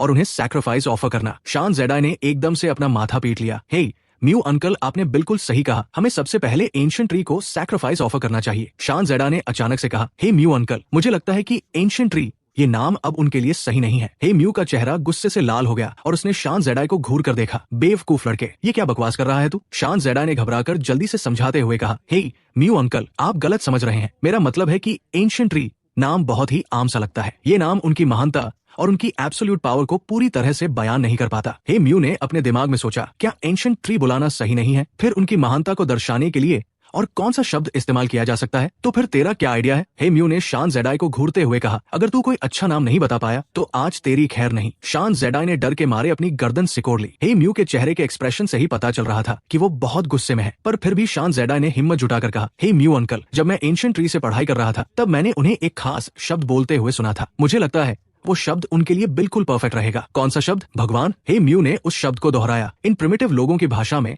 ऐसा कोई शब्द एग्जिस्ट ही नहीं करता था, इसलिए मैंने अपनी नेटिव भाषा का शब्द इस्तेमाल किया था जिसका प्रोनाउंसिएशन हिंदी शब्द भगवान जैसा ही था। शान जेडाई ने हाँ में सिर हिलाया, बिल्कुल भगवान। एंशिएंट ट्री ने बताया था कि भगवान सबसे ऊंचे और सबसे महान होते हैं, उनके पास लिमिटलेस पावर्स होती है। मुझे लगता है कि एंशिएंट ट्री को भगवान ही बुलाया जाना चाहिए। हे म्यू ने तुरंत हाँ में सिर हिला दिया। आज के बाद से मैं एंशिएंट ट्री को भगवान ही बुलाऊंगा। दोनों ने आपस में ये तय कर लिया और डिसाइड किया कि इस बार की पूजा के वक्त वो पूरे कबीले के सामने इस बात का अनाउंसमेंट कर देंगे। हे म्यू लोगों को लेकर पूजा की तैयारी करने चला गया। वो इस बार बहुत सारा और बहुत अच्छा सैक्रिफाइस ऑफर करना चाहता था, इसलिए वो लोगों को लेकर शिकार करने जंगल चला गया। एक जंगली सुअर का शिकार करके लाने के बाद हे म्यू ने लोगों से कहा कि वो खेतों से काटी गई ताजा फसल भी ले आए ताकि उसे भी सैक्रिफाइस के तौर पर चढ़ाया जा सके। पूरी तैयारी होने के बाद हे म्यू पूरे कबीले के लोगों को लेकर मेरे सामने हाजिर हुआ। उसने मेरे तने के सामने बहुत सारा चढ़ावा रखा। ट्री ट्राइब के लोग पूजा करने के बाद उस चढ़ावे को वापस नहीं ले जाते थे। इस बार हे म्यू ने सीधे एक पूरे के पूरे जंगली जानवर को मेरे सामने रख दिया था, जिससे पता चलता था कि वो इस पूजा को कितनी इंपॉर्टेंस दे रहा था। ट्री ट्राइब के लोगों ने अच्छी फसल काटने के बाद ये अच्छी तरह समझ लिया था कि ये सब कुछ मैंने ही उन्हें सिखाया था। पूरे कबीले में अब एक भी इंसान ऐसा नहीं था जिसे मुझ पर फेथ ना हो। लगभग हर इंसान मेरा सच्चा फॉलोअर बन चुका था। सिर्फ एक बार की पूजा से ही मुझे इतनी फेथ पावर मिल गई जितनी मुझे पहले कई बार पूजा करने पर मिलती थी। मेरे अंदर फेथ पावर का एक बड़ा सा सैलाब आ गया, जिससे मुझे बहुत सुकून और खुशी महसूस हुई। पूजा खत्म होने के बाद हे म्यू ने कबीले के लोगों के सामने अनाउंसमेंट की कि आज के बाद से एंशिएंट ट्री को ट्री गॉड के नाम से बुलाया जाएगा, ट्री ट्राइब के इकलौते भगवान। मैं ये सुनकर थोड़ा हैरान रह गया। वो जाना पहचाना शब्द सुनकर मैं तुरंत समझ गया कि इस सब में पक्का शान जेडाई का ही दिमाग लगा होगा। असल में शान जेडाई मुझे बहुत पहले से इसी नाम से बुलाना चाहता था, पर मैंने उसे ऐसा करने से रोक दिया था। मुझे लगता था कि मैं अभी भगवान कहलाने के लायक नहीं बना हूँ, पर इस बार हे म्यू ने खुद लीड लिया था, तो मुझे पता था कि अब इन्हें रोकना बहुत मुश्किल होगा। अगर मैं जबरदस्ती इन्हें ये नाम इस्तेमाल करने से रोकता भी तो क्या पता ये लोग मेरे लिए कोई और नया नाम सोच लेते। मैंने थोड़ी देर सोचा और फिर चुपचाप इसे मान लिया, पर सिर्फ भगवान कहलाना कुछ अजीब सा लग रहा था। मैंने आवाज निकाली, अगर ऐसी बात है तो आज से तुम सब मुझे ट्री गॉड बुला सकते हो। कबीले के लोगों ने जब सुना कि एंशिएंट ट्री ने खुद भी इस नाम को मान लिया है तो वो सब खुशी से झूम उठे। हे म्यू ने तुरंत सारे लोगों के साथ मिलकर जोर जोर से नारे लगाने शुरू कर दिए, ट्री गॉड, और इस तरह मुझे एक नया नाम मिल गया। फार्मिंग की टेक्निक सीखने के बाद ट्री ट्राइब को अब कभी भी खाने की कमी का डर नहीं था। इसके बाद मैंने अपनी एबिलिटीज का इस्तेमाल करके उन्हें ऐसी फसलें उगाने में भी मदद की जिनकी पैदावार बहुत ज्यादा होती थी। फेथ पावर की मदद से मैंने कुछ ही सालों के अंदर ऐसी फसलें डेवलप कर ली जो बहुत तेजी से उगती थी और जिनसे बहुत ज्यादा अनाज मिलता था। अब ट्री ट्राइब के लोग जिंदा रहने के लिए सिर्फ शिकार पर डिपेंड नहीं थे, बल्कि फार्मिंग ही उनकी जिंदगी का मेन हिस्सा बन चुका था। इसके अलावा मैंने उन्हें जंगली जानवरों को जिंदा पकड़ कर लाने और उन्हें पालतू बनाने का ऑर्डर भी दिया ताकि वो उन्हें फार्म एनिमल्स की तरह पाल सके। 5 साल बाद एक और नया छोटा कबीला ट्री ट्राइब में आकर शामिल हो गया। अब ट्री ट्राइब की पॉपुलेशन बढ़कर 230 लोगों की हो चुकी थी और वो एक काफी बड़े कबीले में बदल चुका था। इसके साथ ही मुझ पर फेथ रखने वाले लोगों की गिनती बढ़ने से मेरी फेथ पावर भी काफी बढ़ गई थी। अब मेरे अंदर इतनी फेथ पावर जमा हो चुकी थी कि उसने मेरे पूरे विशाल पेड़ के शरीर को भर दिया था। मुझे अचानक एक ख्याल आया और मैंने उस फेथ पावर को कंट्रोल करके उसे अपने तने के अंदर इंटीग्रेट करना शुरू कर दिया। इससे पहले मैं इस फेथ पावर को सिर्फ स्टोर करके रखता था, मैंने कभी इसका इस्तेमाल अपने लिए नहीं किया था। जब वो भारी मात्रा में फेथ पावर मेरे शरीर के अंदर घुसी तो बदलाव शुरू हो गए। मुझे महसूस हुआ कि मेरा शरीर फिर से बढ़ने लगा है। मेरे शरीर की ग्रोथ लगभग 100 साल पहले ही रुक चुकी थी। इतने सालों में मेरे अंदर ग्रोथ के कोई लक्षण नहीं दिखे थे, पर मुझे अंदाजा नहीं था कि आज का मेरा ये एक एक्सपेरिमेंट मुझे फिर से बढ़ने में मदद करेगा। मेरा तना बाहर की तरफ फैलने लगा, जमीन के नीचे की मेरी जड़ें और लंबी और मोटी होने लगी और सबसे ऊपर की शाखाएं आसमान की तरफ बढ़ने लगी। मेरा विशाल पेड़ लंबा होने लगा। 50 मीटर से ऊपर की तरफ बढ़ते बढ़ते वो 100 मीटर की ऊंचाई तक पहुंचने के बाद ही रुका। अब मेरा शरीर एक विशाल पहाड़ जैसा बड़ा हो गया था। मेरा तना भी पहले से बहुत ज्यादा चौड़ा हो गया था। अब कम से कम 7-8 लोगों को हाथ पकड़कर गोल घेरा बनाना पड़ता, तब जाकर वो मेरे तने को पूरी तरह घेर पाते। ये सारे बदलाव बहुत ही कम टाइम में हुए थे, सिर्फ कुछ 10-15 मिनटों के अंदर। जाहिर है मेरे इस तरह से तेजी से बढ़ने से ट्री ट्राइब के लोग भी चौंक गए थे। वो सब अपने घरों से बाहर निकल आए और जैसे ही उन्होंने सिर उठाकर मुझे इतनी तेजी से आसमान की तरफ बढ़ते देखा तो वो सब हैरान रह गए। मेरी इस भयानक ग्रोथ को देखकर जो उनकी सोच से भी परे थी। हे म्यू एक्साइटमेंट के मारे दौड़कर मेरे तने के पास आ गया। जैसे ही मैं 100 मीटर की ऊंचाई तक पहुंचा, हे म्यू को अचानक महसूस हुआ कि उसके शरीर के अंदर एक नई पावर पैदा हो गई है। वो खुद को रोक नहीं पाया और उस पावर को बाहर निकाल दिया। बूम! एक जोरदार आवाज के साथ हे म्यू के शरीर से एक बहुत बड़ी हरी रोशनी बाहर निकली और उसके ठीक पीछे उसी हरी रोशनी से बना एक विशाल पेड़ का शैडो भी धीरे धीरे लंबा होने लगा, बिल्कुल वैसे ही जैसे वो खुद ग्रो कर रहा हो। हालांकि मैं लंबा हो गया था, पर मेरे सेंसेस अभी भी पहले जैसे ही तेज थे। मुझे तुरंत अपने नीचे खड़े हे म्यू के शरीर में हो रहे बदलावों का एहसास हो गया। मैंने अपना ध्यान उस पर लगाया और सिर्फ कुछ ही पलों में मैं समझ गया कि उसके शरीर के अंदर क्या हो रहा था। हे म्यू के शरीर की ब्लड लाइन पावर बिल्कुल मेरे पेड़ के शरीर जैसी ही थी। पहले भी मैं महसूस कर पाता था कि हे म्यू का ब्लड नेटवर्क बिल्कुल मेरी ही किसी शाखा के आखिरी सिरे जैसा था, पर अब ये कनेक्शन और भी ज्यादा मजबूत हो गया था। मेरे बढ़ने की वजह से हे म्यू के शरीर की ब्लड लाइन पावर भी बढ़ गई थी और इसी वजह से वो कंट्रोल खो बैठा और उसके शरीर से वो ताकत अपने आप बाहर निकल आई। हे म्यू के पीछे बना वो विशाल पेड़ का शैडो ज्यादा देर तक नहीं बढ़ा। सिर्फ कुछ ही मिनटों के बाद हे म्यू ने अपने शरीर की पावर पर वापस कंट्रोल पा लिया, पर हे म्यू के दिमाग में अभी भी बहुत सारे सवाल घूम रहे थे। ट्री ट्राइब के बाकी लोग भी वहां जमा हो गए थे। जाहिर है जिस ट्री गॉड पर वो फेथ रखते थे उसमें इतने बड़े बदलाव को देखकर वो उसे इग्नोर तो नहीं कर सकते थे। मैंने आवाज निकाली, तुम लोगों को घबराने की कोई जरूरत नहीं है, ये सिर्फ मेरी एक नॉर्मल ग्रोथ है। मेरी बातें सुनकर सारे लोगों ने राहत की सांस ली। जब ट्री गॉड ने खुद कह दिया है कि कोई प्रॉब्लम नहीं है तो फिर सच में कोई प्रॉब्लम नहीं होगी। सब लोगों ने मुझे झुककर प्रणाम किया और फिर अपने अपने काम पर लौट गए। सिर्फ हे म्यू ही अभी भी पेड़ के नीचे खड़ा था। उसने अपना सिर उठाया और पूछा, ट्री गॉड, अभी थोड़ी देर पहले मुझे लगा कि मेरे शरीर के अंदर की पावर बढ़ गई है। मैंने कहा, तुमने बिल्कुल सही महसूस किया है, तुम्हारे शरीर की ब्लड लाइन पावर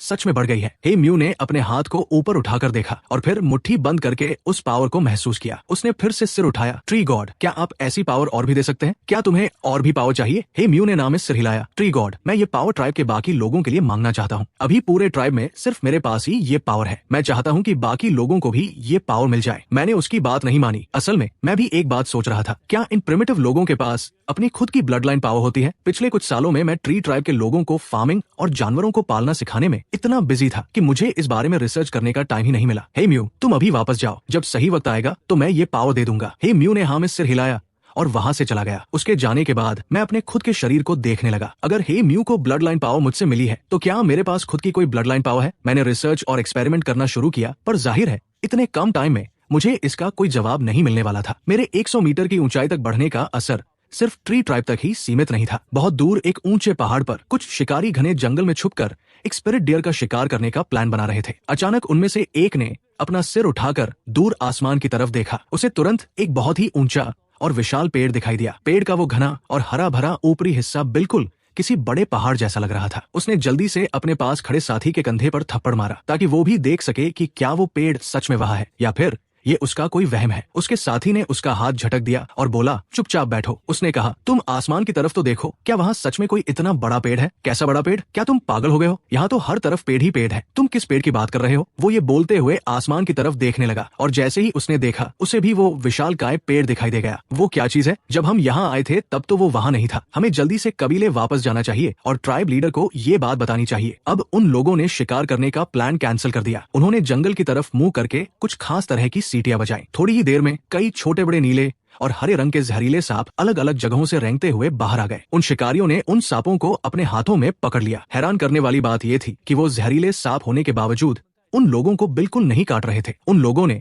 अपने सांपों और शिकार के हथियारों को समेटा और तेजी से पहाड़ से नीचे उतरने लगे। नीचे उतरते वक्त भी वो बार बार आसमान की तरफ उस विशाल पेड़ को देख रहे थे, ये पक्का करने के लिए कि वो कोई सपना तो नहीं देख रहे। जैसे ही वो पहाड़ के बीच में पहुंचे, वो विशाल पेड़ पहाड़ के पीछे छुप गया। उन्हें डर लगा कि कहीं वो विशाल पेड़ गायब तो नहीं हो गया, इसलिए उन्होंने एक दूसरे को देखा और फिर से तेजी से पहाड़ के ऊपर की तरफ चढ़ने लगे। जब उन्होंने देखा कि वो विशाल पेड़ अभी भी वही था, तब जाकर उन्होंने राहत की सांस ली और फिर तेजी से अपने कबीले की तरफ भागने लगे।